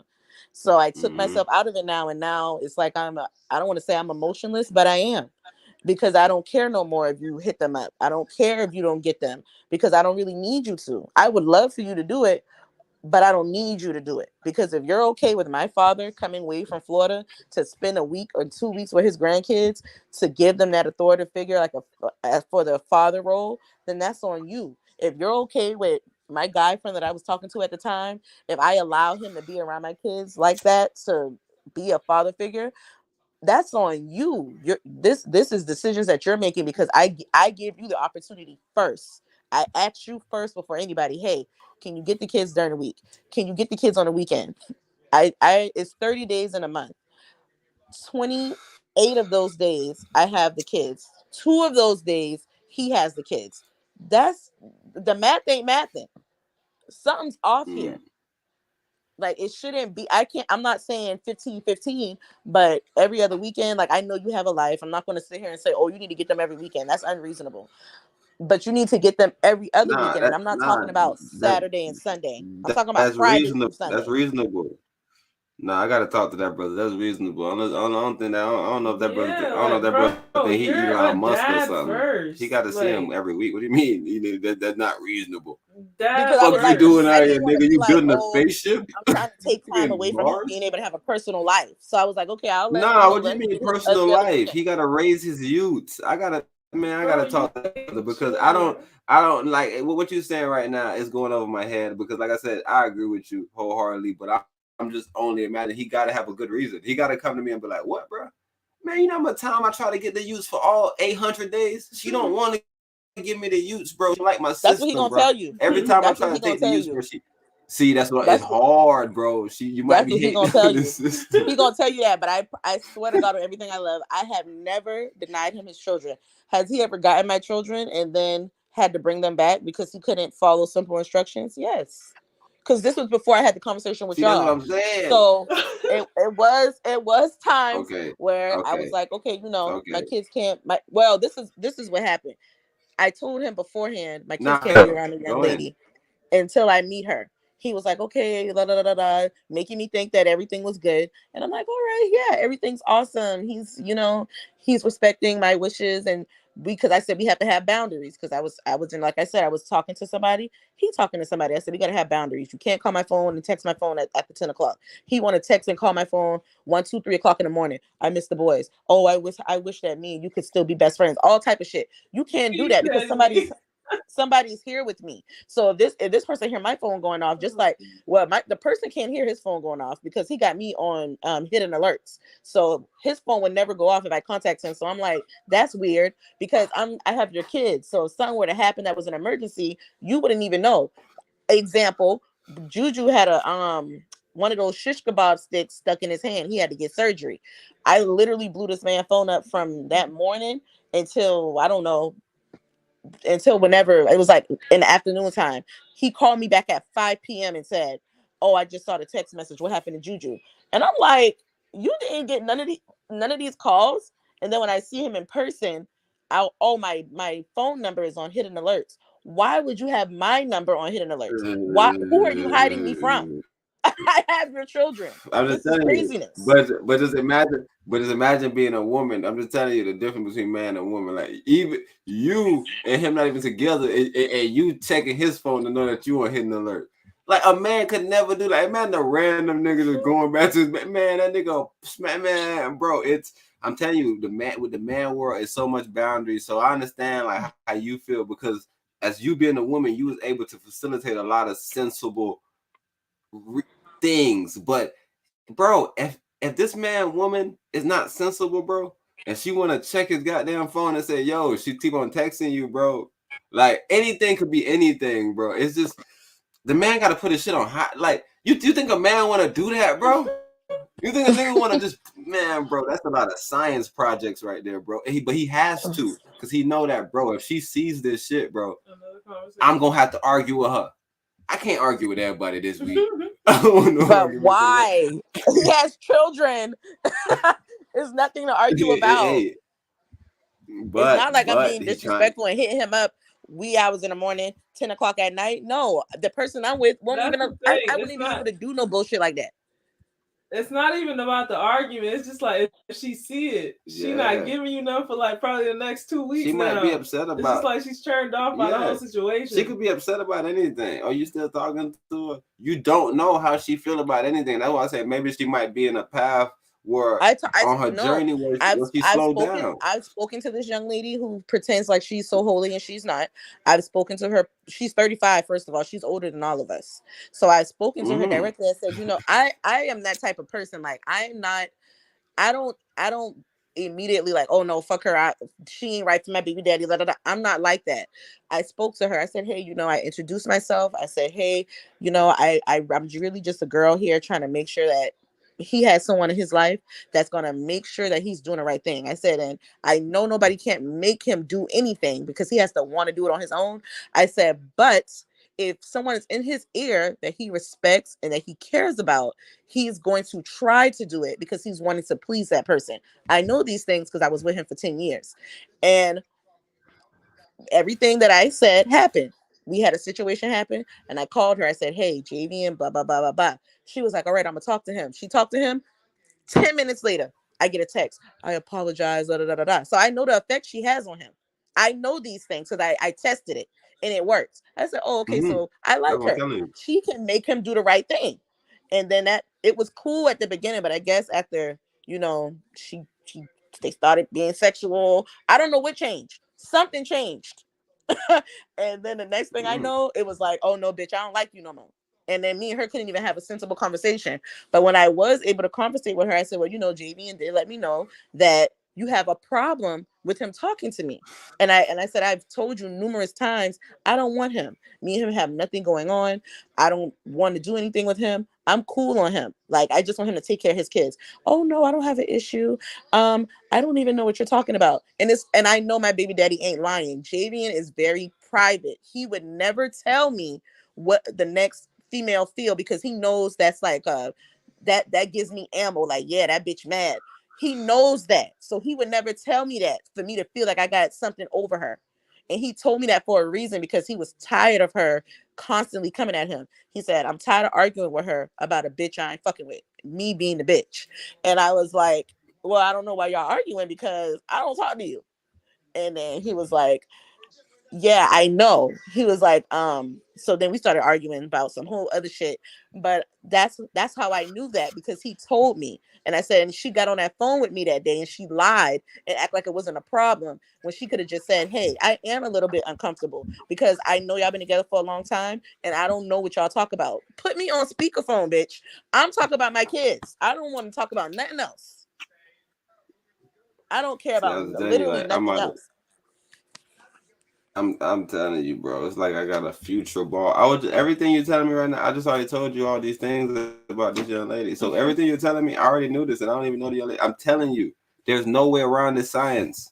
She is a woman. She has control of a man, and in the sense of, bro, a man don't want to go back and forth with a woman all fucking day, bro. So whatever she says is just how he handles it. So like, when he's hiding shit or whatever the fuck situation he's doing, I'm just telling you, the same way that you went and figured that out, a man cannot do that. So when you say, yo, how come that I can do this and then he can't do that? Because he's the man and you're a woman. You can control your situation with your emotions. He can't control shit with his emotions. The only thing he can do, bro, is get mad and hit her and go to jail. So he has to like be like docile. You gotta be like a cat. You gotta be like, yeah, what you mean, man? No, I'm not talking to her. Cuss her out? I cuss her out right now. call her. I'm just telling you, bro. You put yourself in a bad situation, and you just explained it all to me. You told me in the beginning you seen the effect, so you know the effect. I'm just telling you, I already know this is gonna be the effect. As long as this woman is in this brother's life, bro, this brother in his mind, he's committed to this woman. So none of us, first of all, can make a judgment and say, yo, she's wrong for him. We don't know what the man is experiencing in his relationship. And that's what I'm saying. It's hard when we separate with people because in our mind, we got this image of them. Oh, he's this person. I want to. No, that's not him. This is him over there. Look at him. That's him right there. You see him right there? That's that motherfucker right there. That motherfucker that I don't want to text back. That's him. That's him. That motherfucker calling you right now, cussing you out. That's him. Like, you got to understand that people are who they are, bro. So let him do whatever he's doing. If he messing up, cool. Now, when he fucks up, me personally, most people say, I guess they say they don't do this. Me personally, I'm one of them niggas. I be like, I told you so. What I told you about doing that dumb shit. Like, I love telling people, I told you so. You made a bad decision, dummy. That's my main thing in life. I want you to feel all my anger on you when you fuck up. But before you fuck up, I'm not gonna make a judgment because I might be assuming and I might make an ass out of me and you, and I'm not gonna make an ass out of myself for sure. So I'm just gonna be quiet because maybe you got it figured out, and maybe in the future I may understand where you're going, and then you may explain everything, and then I may be like, damn, why you ain't been say that? God damn, you had me acting crazy, and now I'm looking all stupid.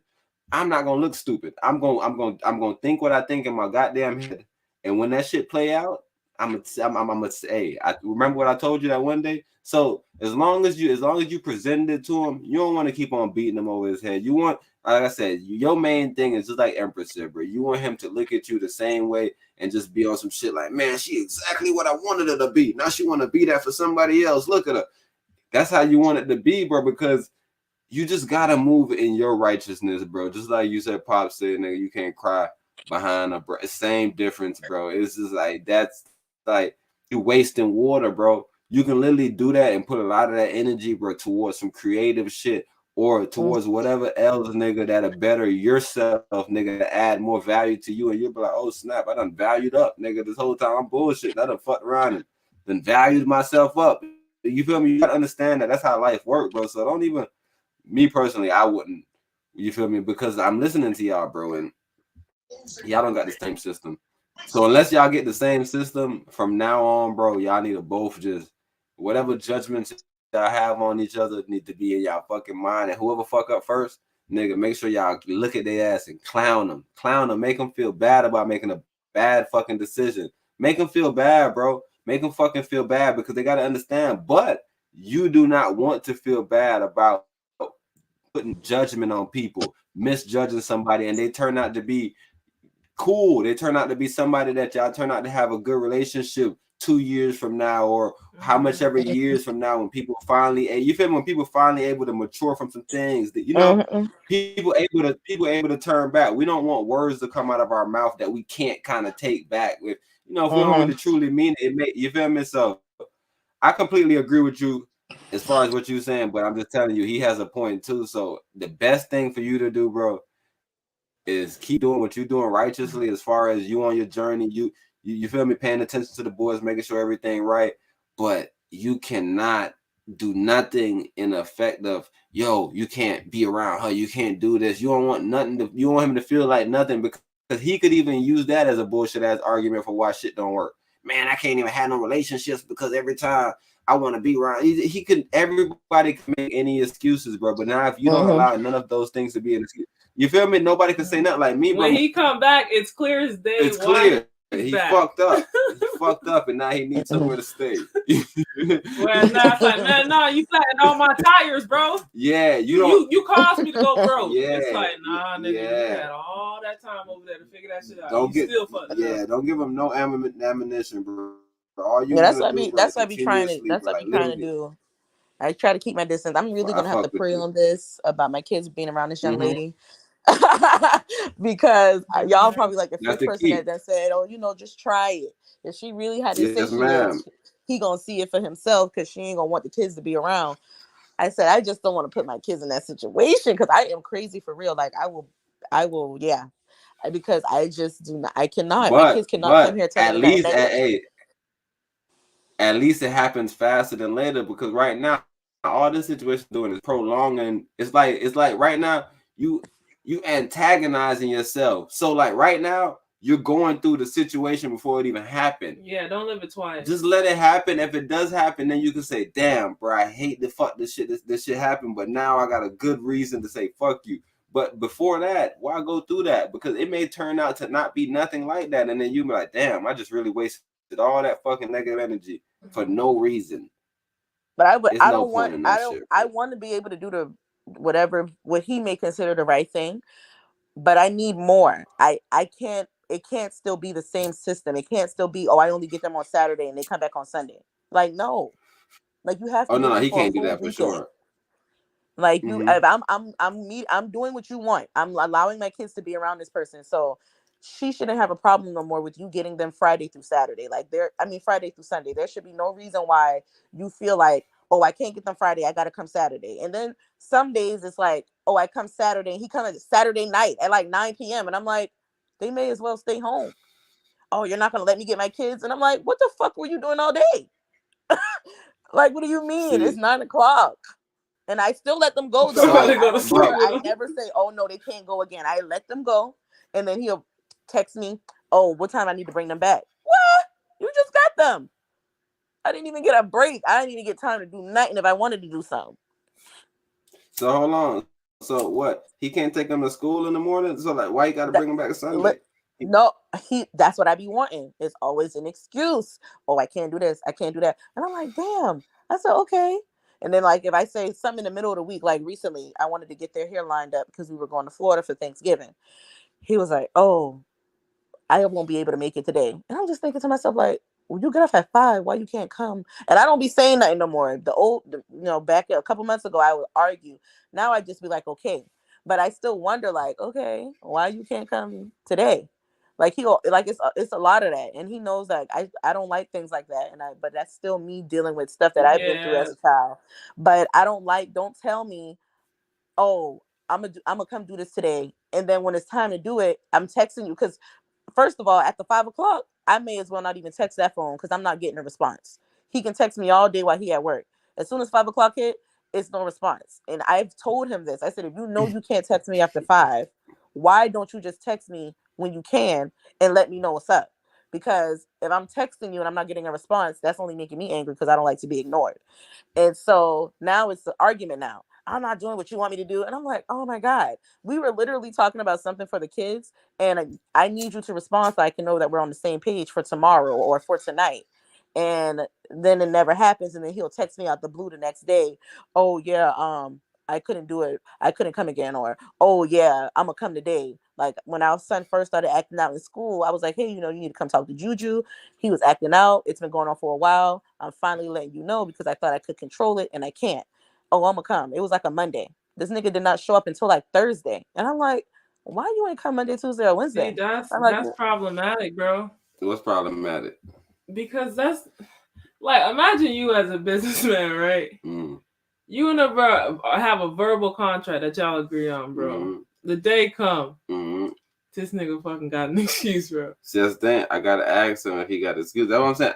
I'm agreeing. Everything he's saying is logical. I can't disagree with it. That's why I can't wait until y'all talk. I hope you call me back on here. I think I'll have your conversation because he can't talk to me. He's not going to tell me what's going on. He's not going to say, I think I know what's going on, but he will never admit to me that's what's going on because he don't want me to be right.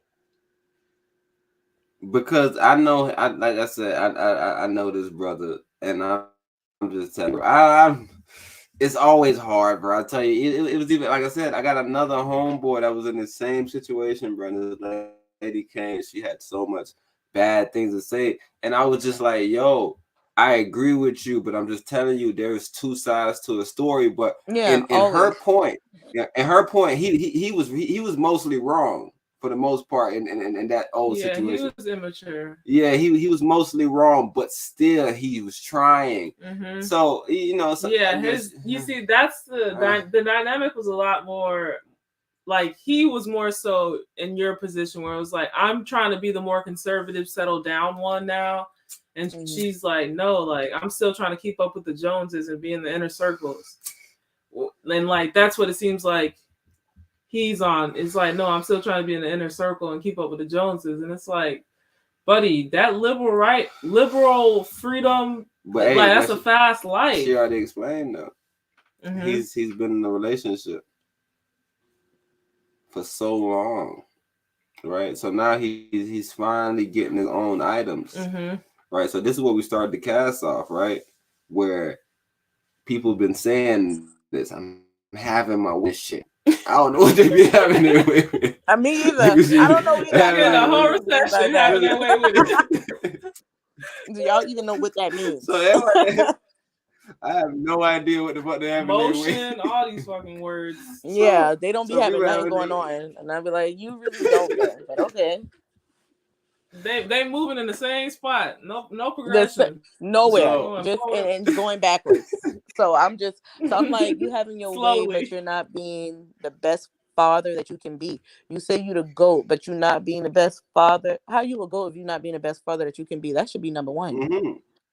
And I agree with that. Being a man, you can't be a man and not be a father. That doesn't go together. You can't be a man. I'm telling you, even like I'm telling you, my youngest daughter, she's the funniest person in the universe. My oldest daughter looked at her and she was telling her that I was a man. And my younger daughter said, he's not a man, he's daddy. Like, he was like, what the fuck you talking about? He's a man, bro. He's daddy. But like the older you get, I guess you start separating level. You say, okay, yeah, he's a man. Yeah, he's daddy too. So like all these concepts come in, but exactly what you're saying, this is how kids understand life, bro.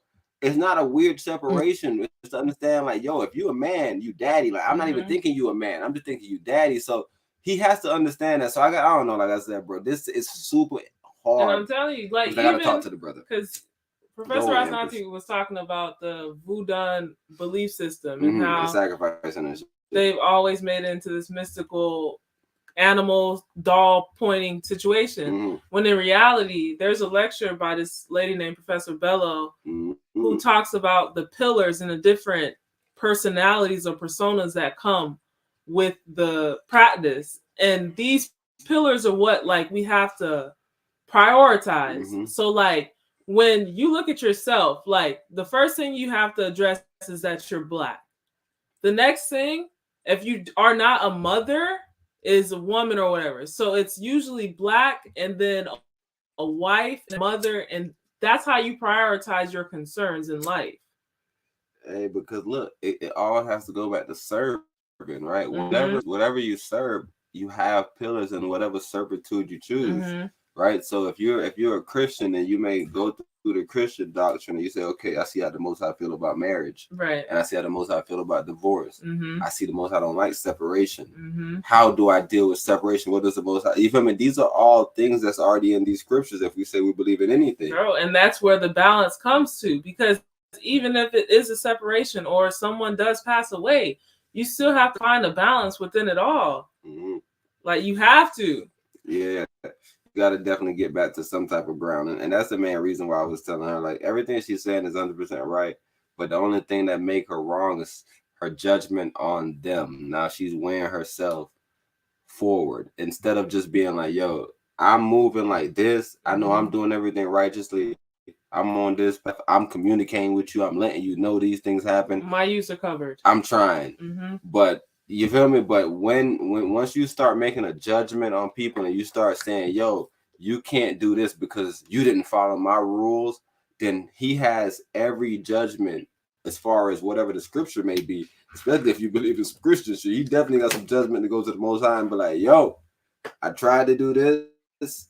Remember, you said I was above the woman and I was supposed to be her covering, and you were supposed to cover me. You were supposed to let me know what to do, and I was telling her, and she didn't want to. So, listen, you feel me? Your main thing is, bro, as long as you do your main thing, bro, like rear the child, have the household right, provide, man, bro, it's just the blessings that's going to be bestowed upon you, bro, is going to be amazing. So, like I said, you just make him deal with his sins on his own, but do not take his sins away from him by allowing him to have excuses as to say, man, I did try to get my youths, but then every time I try to get them, she tell me to bring them back, and then I got to go to work, and then like it's just so hard, bro. I can't really keep them because if I keep them today, then she need me to bring back tomorrow, and then I might got to go to work. So like all these things, he can make excuses. So as long as you allow him to shoot himself in the foot, yo, remember you said you was gonna pick him up this day. What happened? Put his feet to the fire. Yeah, that's all we can do. He has to go through it. He has to be the one to suffer. So now she has multiple accounts where it's like, bro, I've tried to transport the children to you and you continuously delayed. So I'm not saying anything about the courts, but when child support or a third party has to intervene, you can't be upset. It's like, bro, you keep dropping the ball. Yeah, that's what I said. We just got to be fair. We got to make sure that he has his complete ability to do what he wants. So like if he take him and he's doing like she explained to us that it's sometimes that he was doing the wrong thing, I had to bring him back.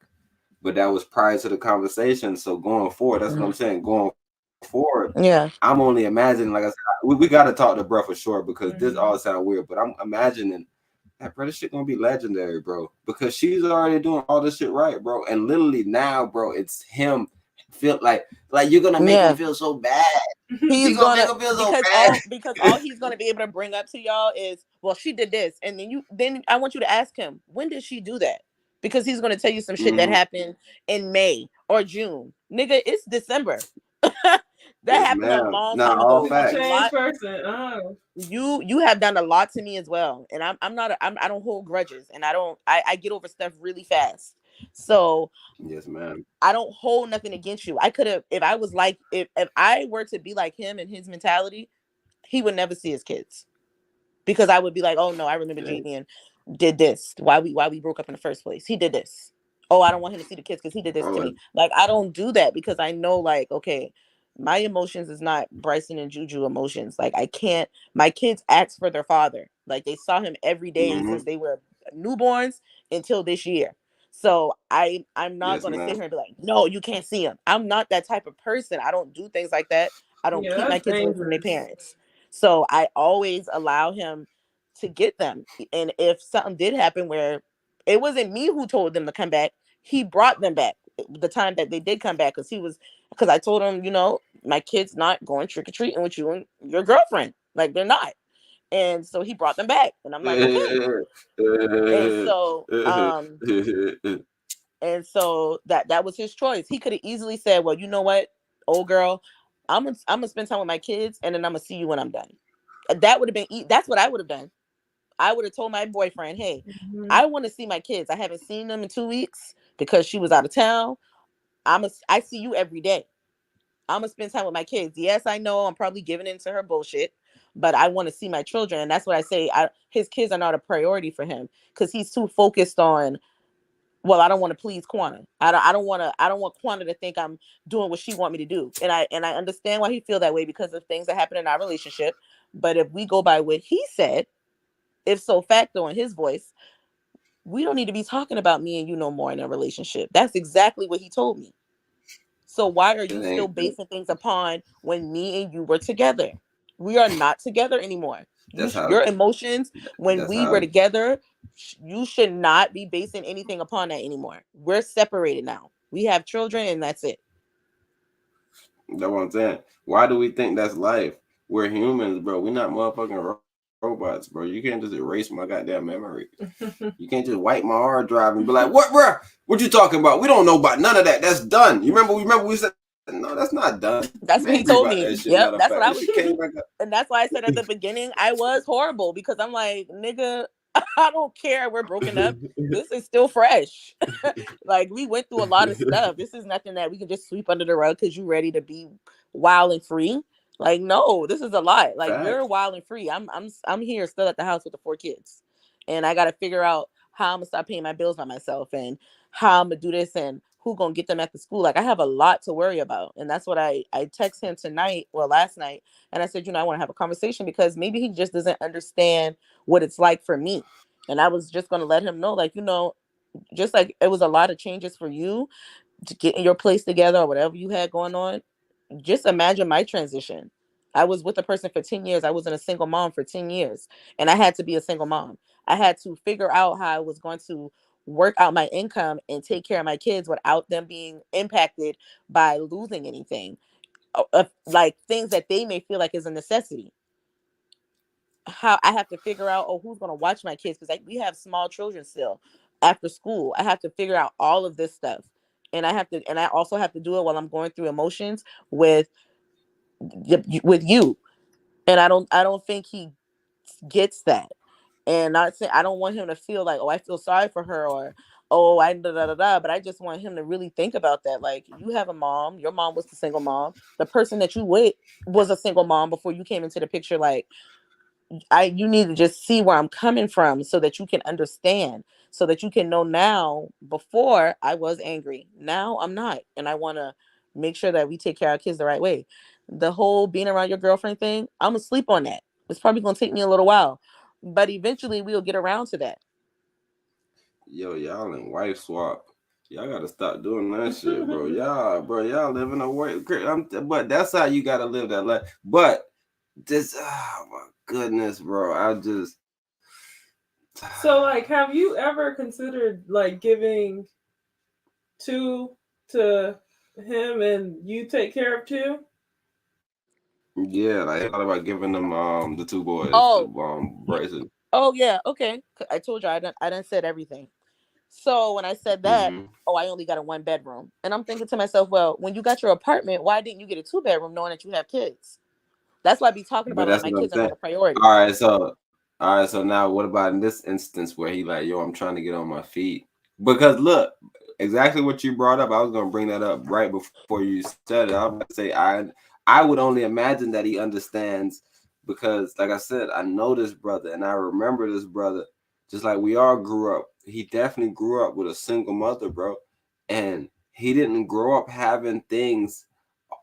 So it's the concept that I could only imagine that he understand what it's like being two, because look, it was two boys, especially in that household for sure, where he grew up majority of his time. It was him and his older brother with his single mother. So it was always that concept. So I just only imagine that he's even reliving it. Like he's like, damn, I remember this. But so I know he feels it. So that's what I'm trying to tell you. I want you to make him shoot himself in the foot, or even feel these pains where you calling them and you can't make the decision where you say, yo, I choose. Because even in his situation, he used to go with his pops. I don't know if his mom, because he used to go goddamn to another state. I don't know if his mom called, hey, bring them back. No, I'm not bringing them back. I'm sending them back when I'm done. You feel me? Because I don't know. Maybe he's viewing it. I don't know how he's viewing the situation per se. But like I'm saying, you don't want to do nothing in the sense of your rights. You don't want to put none of your rights on him. You don't want to be like, yo, that's wrong because this is my rights and this is what I think, because y'all are both the child's parents. And if he chooses to do it like this, it's hard to look at it. It's like, look at him scratching up the painting. You feel me? It's just like, but it's his painting. It's his painting too. You feel me? So it's hard, bro. It's hard. But I just want you to make sure, like, the main thing that I'm caring about for you is when we look at your rap sheet, you don't want no judgment, good, especially from the boys for sure. You feel me? You don't never want the boys to look at you and be like, man, you kept me away from dad though. And sometimes he's mad at dad. My mom stopped us from trick or treating one year, bro. Yeah, like, we don't want them type of stories. Yeah, just make sure you make him fail on his own, and then be like, bro, I've been telling you this, bro, and now you see it, that you've been focused on this person and you ain't been focused right here, and then look what happened. And you feel me? But I'm just telling you, he has to see it, because me and you both know how to brother. You feel me? We know how the brother that's grew why up. I decided to just step back. I said I can't, like you said, keep telling him the same thing over again. I won't, Yes, ma'am. because I'm done with that. So now I just want to have a conversation like, hey, let you see what I see, because I already told him in his face that about how I saw things from a different perspective, and I'm happy for him. And at first I was bitter. I told him this because I'm this is not something that I wanted to keep from him. When I had the aha moment, I said, oh my God, I have to apologize to him because I was this way and I was acting like this when I already had my time, when I got my own place and I did all this stuff on my own. I had that already. And I know how it felt for me. So it was selfish in me to feel like he never deserved to feel that. So, and I told him this to his face. And it's never, that's why I said it's never no ill will with me. That's why I don't understand, like, why do you feel like I'm your enemy? Because that's how you act. You act like I'm your enemy. Like, okay, I don't got nobody else to shit on, so I'm gonna shit on my baby mama. Like, what? You got so many other people to do this on. Like, why do you want to do it to me? You got a whole homeboy who you be with, who is the whole reason why we broke up in the first place. You easily forgave him after he just tore your whole family apart, and now you're in his face, but yet you have so much animosity against me. Like, what's your problem with me? What did I do?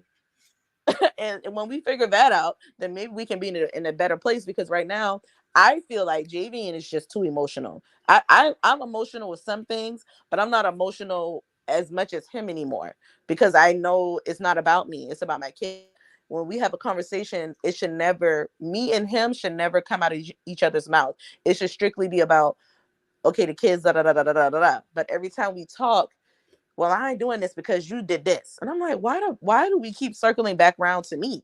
Like, I don't care about that. Because That happened a long time ago. because you're a legend. I'm telling you, bro, you got to understand. If somebody decides to blame you, you got to understand.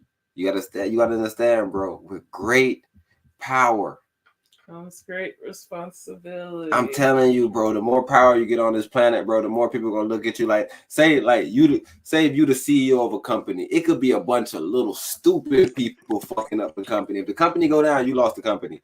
It's nobody that's gonna be like, man, those little workers that you hired, they was messing up your company. No. Yeah, no one says, no one says Wesley Snipes' accountant's name. They say Wesley Snipes messed up. Like, yeah, you feel me? So if he decides to blame you, bro, that's what we're telling you on this end. You just gotta understand, if you live with it, bro, you understand that this is what's gonna come with it, then you move accordingly. Okay, fuck it, bro. I ain't even about to, all right, boom. I know he emotional, he gonna get emotional. Fuck it. I ain't on that type of time. But like I said, if we're both being fair to each other, we got to say, yo, maybe I'm putting emotional on him. Maybe he's really saying something. Let me just hear him. And then if I don't believe it, then fuck it. I'm just gonna keep going on. But he said it. The ultimate problem doesn't even seem to be a matter of fair enough. It seems like they're being both logical and sane. It's just niggas is not coming through. There's no common ground. Nah, he's not coming on the agreements. It's like, yeah, I'm gonna do it. And then once the day comes, it's like, oh, never mind. I thought about it. I ain't doing it. No, but he's not doing it because he's already has his reasons, because there's no common ground. He's explaining that because there's times that he gets the use that he wants to move a certain way, and she may look at it like, yo, you can't do that. It's inconvenient to his schedule. So he already has a point. It's both rights. That's what I'm saying. There's no where somebody's just looking at it from, I'm taking your right away. It's like, no. This is my rights too. And that's what I'm saying. When you're split, everybody has rights, bro. Which is it's like a state. Like right now, people live in the United States of America. There's Florida. There's different states, bro. And somebody could say, yo, I'm not rocking with none of that abortion shit. Somebody could say, what you talking about, bro? I abort everything. Somebody could say, it's just, you can't decide what somebody decides to do, bro. You just have to exist over there. They exist over Go in here. your own space, bro. And that's what I was telling you. And that's why I'm trying to explain to all women, right? We should make sure it don't matter how right you think your judgment is as a woman, how bad you think man judgment is, how aggressive you think do it. Don't matter how you think about us. It's not your right to think that we're right or wrong, bro. We are man, bro. This is how we do things, bro. And that's why I was like, even a lot of the emotions and a lot of the way he moved, bro, it's weird, bro. But it's the way man move, bro. Like man, like even in the wild, like when a man and a woman are together, it's like they kick the baby out and the woman. Like, yo, y'all go somewhere. Y'all tripping. Like, I'm not on none of that shit. This is what the cry. These are the cries of our parents. Like, these are the cries of like, yo, do not just get into a relationship and lay it out. Like, these are the consequences of those cries. You don't listen to them. So we have to have common ground. I'm telling you, when we get into anything, we got to understand why we got into it. And I'm telling you, those common grounds have to be pillars. They can't change, bro. They got to be cornerstones, bro. Because imagine, we all know a man and a woman separated never helps a family. We all know that. But our feelings, desires, wants, needs, all that we just runs us off our path in 2 seconds. And it's like, damn, you let them run you off the road like that? Yes, ma'am. And I'm telling you, in our community, Black community, this is when we started the whole conversation. The rate is so high, and I always explain, bro, you can go to these Indian people and these people that believe in Judaism, all these different fucking beliefs, bro, and they have this fucking sense of, yo, you cannot divorce. The Most High says that's the last thing you need to do. You go to Islam, you cannot divorce. The Most High says that's the last thing you need to do. You go to Judaism, you go to Hindu, every fucking where, bro. And then now I don't know what the fuck we practice in, because even in our tradition as Christians, if we want to say we're Christians or whatever the hell we want to say we is, in that tradition it says we shouldn't be doing it. And we still doing it. Even when the Most High told us that we can do it, he explained that we shouldn't do it. And the reason why we gonna do it is because of this. He explained that I don't want no man separated from his woman. I don't want a woman separated from his man, because I know man and woman gonna burn from their desires.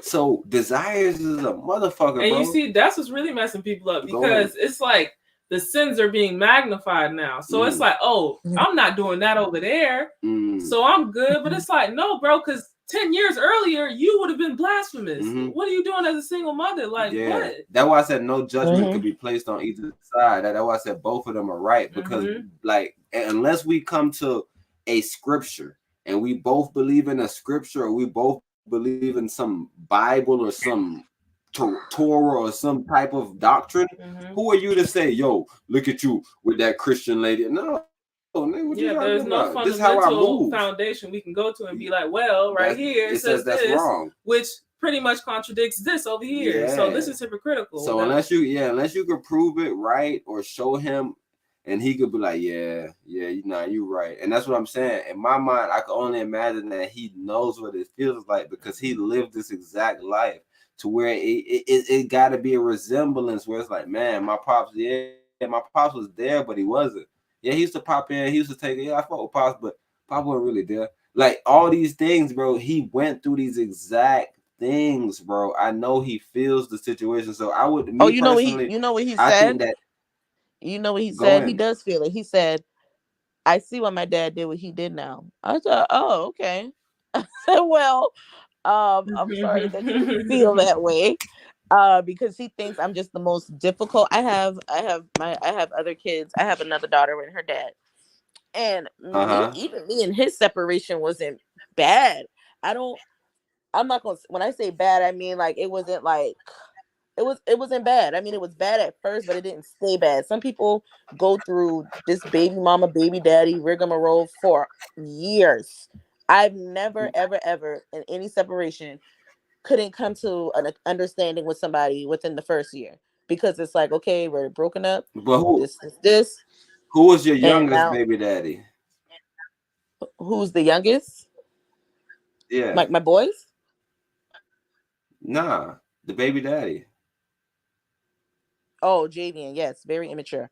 That's what Um, I'm trying to so, tell you. Like, it's like but you see don't the thing, understand. It's a okay. growth. Like everything you're telling me, I could predict it. Like you don't even got to me go no back. I understand why an older man would be like, you know what, fuck it.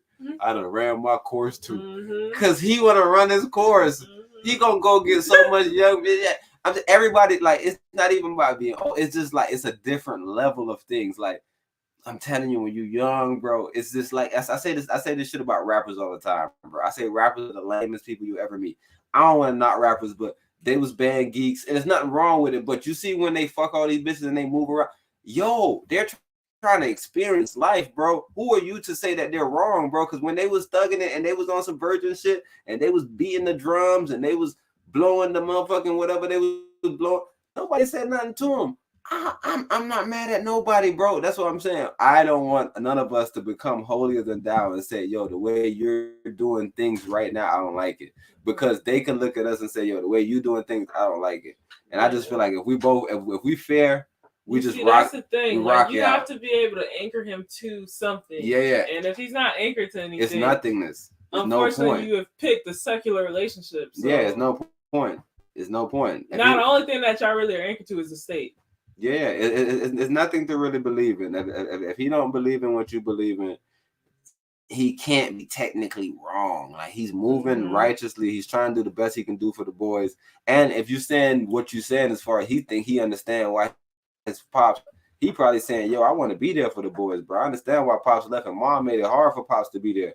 So he probably saying, yo, I want to be there. That's so what he was trying to say, but he can't say that because I don't never keep his boys from him. And he literally be Javian be doing bullshit, bro. And I'm one of those people. If I feel like you're doing bullshit and you lie to me, I'ma prove that you're doing bullshit, and then you can't lie to me no more. So basically, that's what I did. Like when you say, "Oh, you can't judge him," I can because I always put things to the test because I want him to see how fucked up he is. He does not like being a fucked up person, but he does not know how to stop being fucked up. He just doesn't like to be told that he's I'm being fucked saying up. what he did though. What So, say one thing he example, did. I was like, it was school time. I can't even go on. I can't even. Y'all don't even know the half. Anyways, it was school time, Man. and he was supposed to bring the boys school clothes, supposedly that he had. So I'm thinking to myself, like, okay, well, Javian said he couldn't bring it today. He couldn't bring it. He couldn't bring it. He couldn't bring it. It's always an excuse. Oh, I'm working. I'm doing this. I'm doing that. Okay, cool. Lord and behold, what happened? Somebody done see you out, done took a picture. You ain't doing none of this stuff you telling me you doing. You with your girlfriend. And I'm like, wait. Now what every time he tells me that he has something to do, I don't believe you now because you told me that last time, but you was out with your girlfriend. So now when you say, "Oh, I can't get the boys on Friday," I automatically think, "Oh, he can't get them because he with the girl," and then that already my mind start working like, why the fuck do you have to be around him 25/8? Why can't he get his kids on Friday through Sunday without you feeling like, "Oh, I need to see him before he get them"? Like, what's going on here? He loved And her. so now that doesn't work on me. Like him telling me, "Oh, I gotta do what's the shit called? I'm on call." This man that told me he was on call every single Friday. He had to get my boys. I'm not exaggerating. And I'm like, ain't no motherfucking way you on call every Friday. Y'all supposed to take turns. So you're telling me that for 2 months they had you on call. So you can never get my kids on a Friday. You always got to pick them up on I'm a just saying, Saturday. how you know though? How can you prove that the man wasn't on call? Javian I is don't too think the social man just media. lying like First of that, all, bro. man, boy, you got a lot of faith in him. I've I been with this boy don't, for a long I time. don't know. I'm just, Mm-mm, I gotta have faith in humanity. The man experienced the mm-mm. same thing. He has emotions just like And you that's what have I thought emotions. too. That's what I'm the boy telling I you. was talking to. That's No, what I he know, always no, tell me. no, no, no. We know. Go in. No, that's what I thought too. I was like, oh, What he you saying? knows what this looks like. He wouldn't do this to his children. Fuck me. He wouldn't do this to his children. He would want his children to have a better experience than what he had. And the guy I was speaking to, he was like, you know, I feel like you still make too much excuses for him. And I used like, you don't know what you're talking about. I'm not making excuses. Da, da, da, da, da, da. And then as I sit back and I start to think, because I'm that person. Like if somebody tell me something, I'd be like, okay, let me take a step back and let me look at the bigger picture and see what's really going on. And I was always trying to make the situation easier for him. Javian is not making this process easy for me. Javian is doing everything in his Correct. power to break me down. Well, he was trying to do everything in his power to break me down. He thought he had me at my He lowest, just but he couldn't because I'm not built like that. Like my mom and my dad raised a person who is going to come up off of anything. It don't matter if I'm at rock bottom. I'm gonna work my way back up to the top, and I won't stay to the bottom long because I don't sit there and dwell in my misery. Like, oh my God, I lost my job, or oh my God, I don't know. I don't do that. I figure out a plan. I stick to the plan, and I get my shit together. And like this man has verbatim text my phone and said, oh, look at you now. I'm on top. I'm better than you. Like he said these things to me. And I'm like, I don't know this person. I don't know this person. This is man. the same person we I'm used to look at movies together and give reviews. This is the same person we can do a we podcast know that together. Like I don't know this person that I'm dealing with right now. Like this is so scary to me, and I don't trust him. I'm scared of what he can or cannot do, and that's why I don't want my kids around this young lady because I don't know what he's capable of anymore. Because this person will tell me things like this. He said I don't want to expose everything on this mm, Godcast, but he said worse things to me, about about our children, and it's like I don't trust you now because I would never say some of the things that Javian has said to me. I would never do that. I just wouldn't because because you at the end of the day, you're not as you were you somebody that I was with for a very long time, and no man who I met 5 months ago can make me feel this way about you. It just will never happen. And I don't put the blame on the young lady fully because these are way just like me, my homegirl was talking about. This lady don't need to feel special. Javian did this with the girl before her. He did it with the girl before her. He did it with the girl that he was sleeping with. He did this with every single female. So now I know he it's the loved Javian girls. problem. It's the Javian problem. He has a problem with me, and I I have to think he figure that loved out. young ladies. Nah, I don't, nah. Me personally, I don't think I said. I just think it's immaturity. Like I said, I really want to talk to. I don't judge the brother, bro. I just love being fair in the middle. I was telling Everest that shit earlier. Like, if I'm not in the middle, bro, I feel like I'm just the people looking at me like, yo, you tripping. But nevertheless, bro, I completely agree with you, bro. But I'm just thinking, like, how can a human that has emotions just like everybody has emotions not feel anything? And I understand, even if he's saying that to you, I can understand him saying that to you in the sense of, yo, give me the boys. You doing all that talking, you can't handle the boys. You ain't got nothing going on. I'm just telling you, why is somebody saying that they can't take the boys? Soon as he say that to you, what type of back and forth is you getting? Hey, come pick the boys up then, big Big business. I'm baller. just telling you why we in these weird. I'm telling you, bro. I don't know who tricking who. Nobody can trick me. Nobody can tell me they got more than me and they can't come pick the boys up. Nobody can Yeah, tell that's me what I nothing. be Hey, doing bro, though. you can. That's what I be doing. Yeah. I be doing that. I be like, oh well, come get them. Oh, then it's an excuse. And I'm like, okay, well, just the other day you said I ain't had shit and you got this and you got that.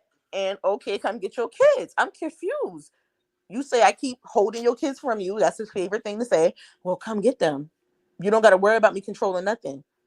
And that will never happen because he won't be able to do what he want to do with his life. That's what this is all about. He can't move how he want to move. See, I'm used to this. I know how to move, and and still have my children, but I'm not a person that care about being out and about. I love to be in my home. If I want to spend time with my friend, I spend time with my friend, and I come home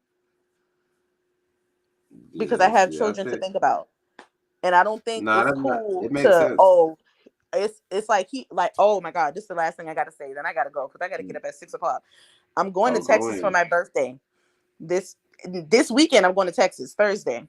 So 2 weeks ago, or maybe a week ago, probably 2 weeks, I texted him. I said, "Hey, can you watch the boys from the 1st through the 4th? I have to work." I said, "Well, I'm telling you ahead of time so you can take off."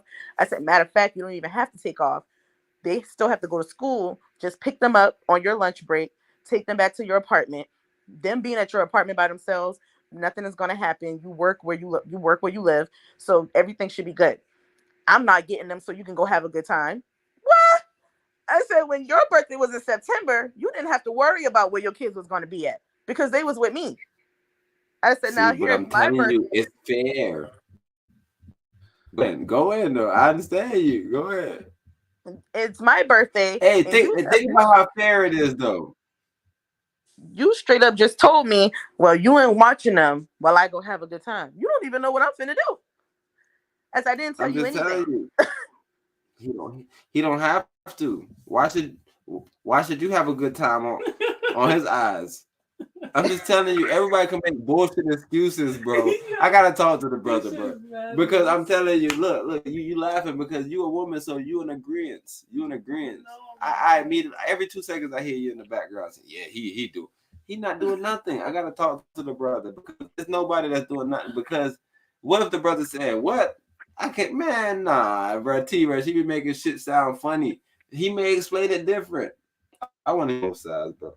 Because it's Child. no way the man sound I crazy, swear to bro. God, that man, he said, I wouldn't dare miss out on money so that you can go have a good time. And I'm like, Why well, would he miss out on money though? if you put PTO in, you're getting paid to be off. And you don't have to No. technically get off work. You Nah, can just go on lunch, get your kids, and come back. And I nah. thought What? that was a perfect opportunity for him. I said, this is a perfect opportunity for him to get his kids, do whatever the fuck he want to do. I'm gonna be in Texas. I'm not gonna know about nothing going on.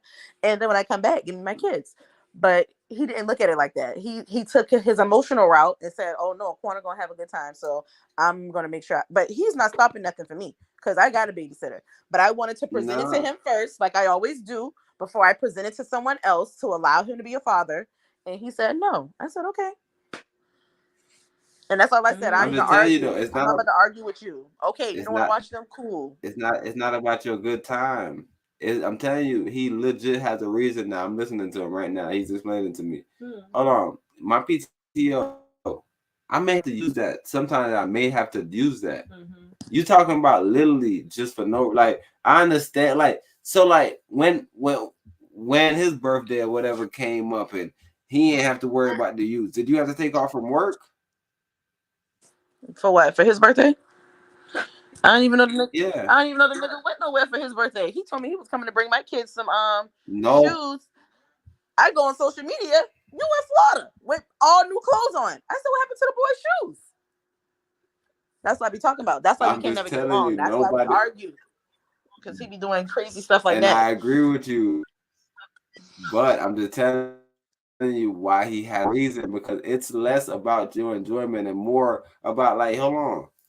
I never in my life made it a situation where you had to take off from work for my birthday. So who am I to take off from work for your birthday? Do I look like a clown? He's getting his children. Like Do you have the concept here? we have shared custody. He's No, getting but he his has to kids. take off. No, I completely understand that, but he's getting them because you want to go somewhere. It's not because you have to do something. Like, if you had to do something, I couldn't imagine him being like say you had to do something in the book. I couldn't imagine him being like, "No, I can't make it still." And you like, "No, I ain't got no options." And he like, "What?"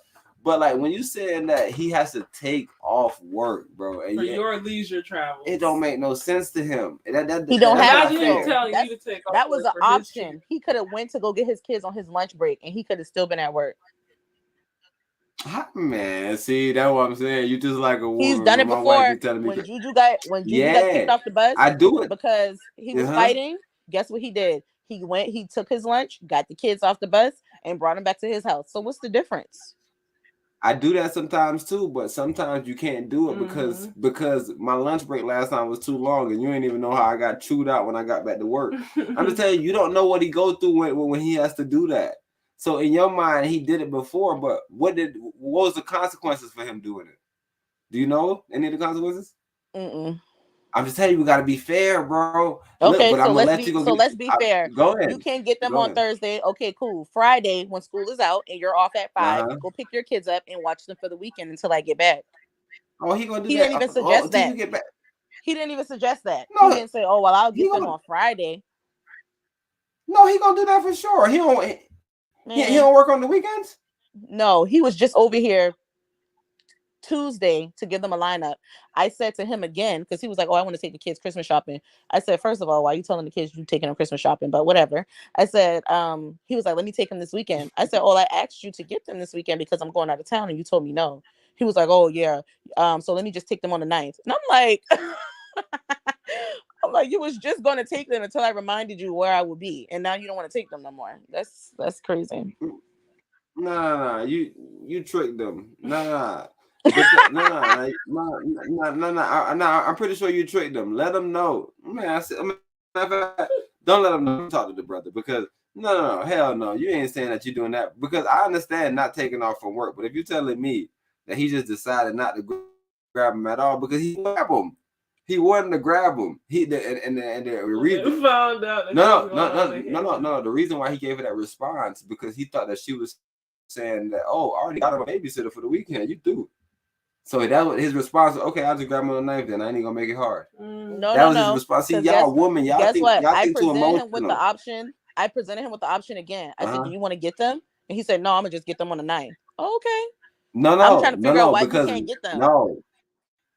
Because when you're saying, "Do you want to get them?" Now you're bringing back the whole weekend to it. And I don't want them. I don't want to get them. I'm getting them on Friday at 5. Like I'm gonna talk to the brother. I know for sure he want to get him Friday at 5. He don't understand the weird game you're trying to play on him. So in his mind, he like, bro, no, bro.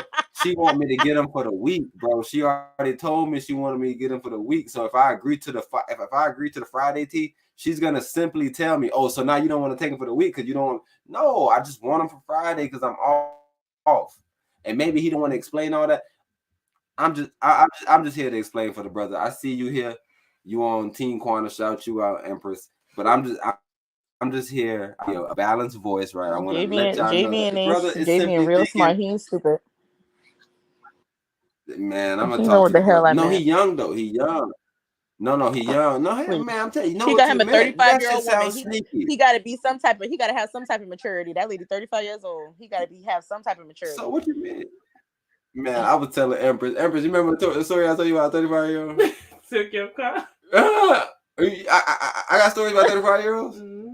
Tell me a story that I got about 35-year-old. She took your car. Did I ever tell you that 35-year-old was mature? No. What are we talking about in craziness? Bro, if somebody 35, they ain't nothing, bro. They ain't gotta be mature. They ain't gotta be nothing, bro.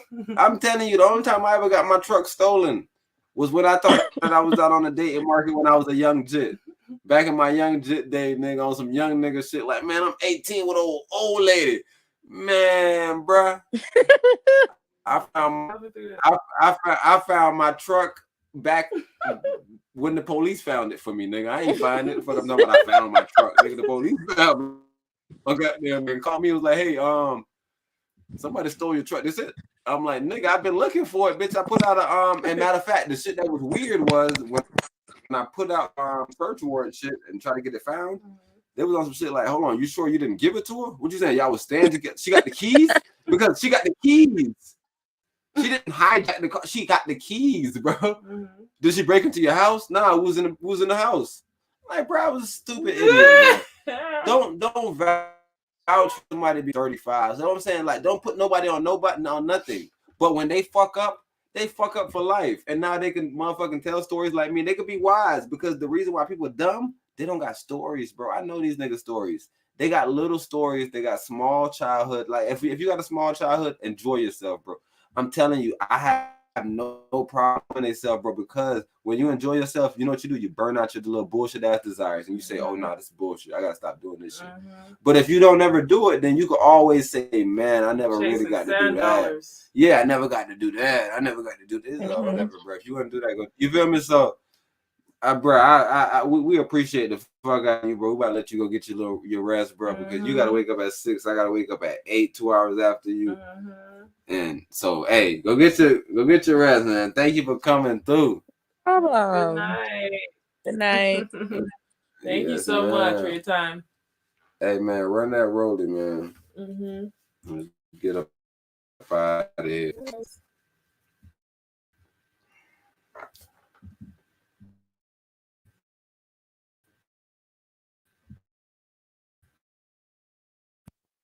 You the type to walk out on nigga while he fight. Chance you could, I could live without you. Now you mad, I got another bitch I could play for the past. I'm in that bag, I'm on some other shit. Pull out a weight shift, but I stand strong. That love get you dead wrong. Or lost it, would've fell regardless. Nigga dove head first without no conscience. Understand your logic, expect the nigga to break down. You will go for a week with no retreat, the love was fake now. Stab beneath them guards, ain't seen a shake, bitch, just a shakedown. You the type of bitch keep getting mad, cause the young nigga hustler said you expect the nigga to put on the mask, can't get away from you. When you left, I could've committed drive-by. Said it's a shame we couldn't work, wish I could've chose different lives. You played your hands wrong, you left a nigga high and dry, just like a sense. Don't what's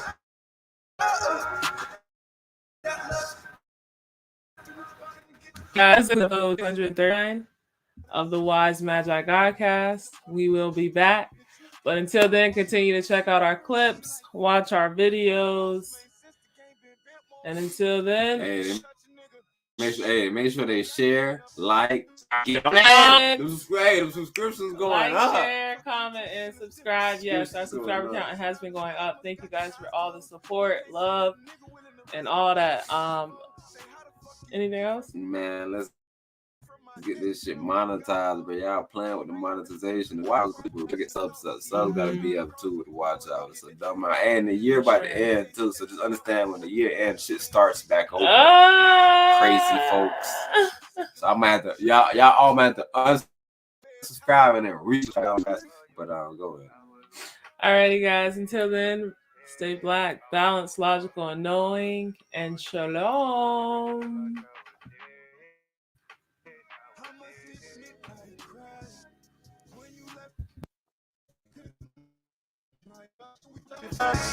You played your hands wrong, you left a nigga high and dry, just like a sandstorm. What's up? That love in the bottom and get you shot down like a dove. They say time will tell, but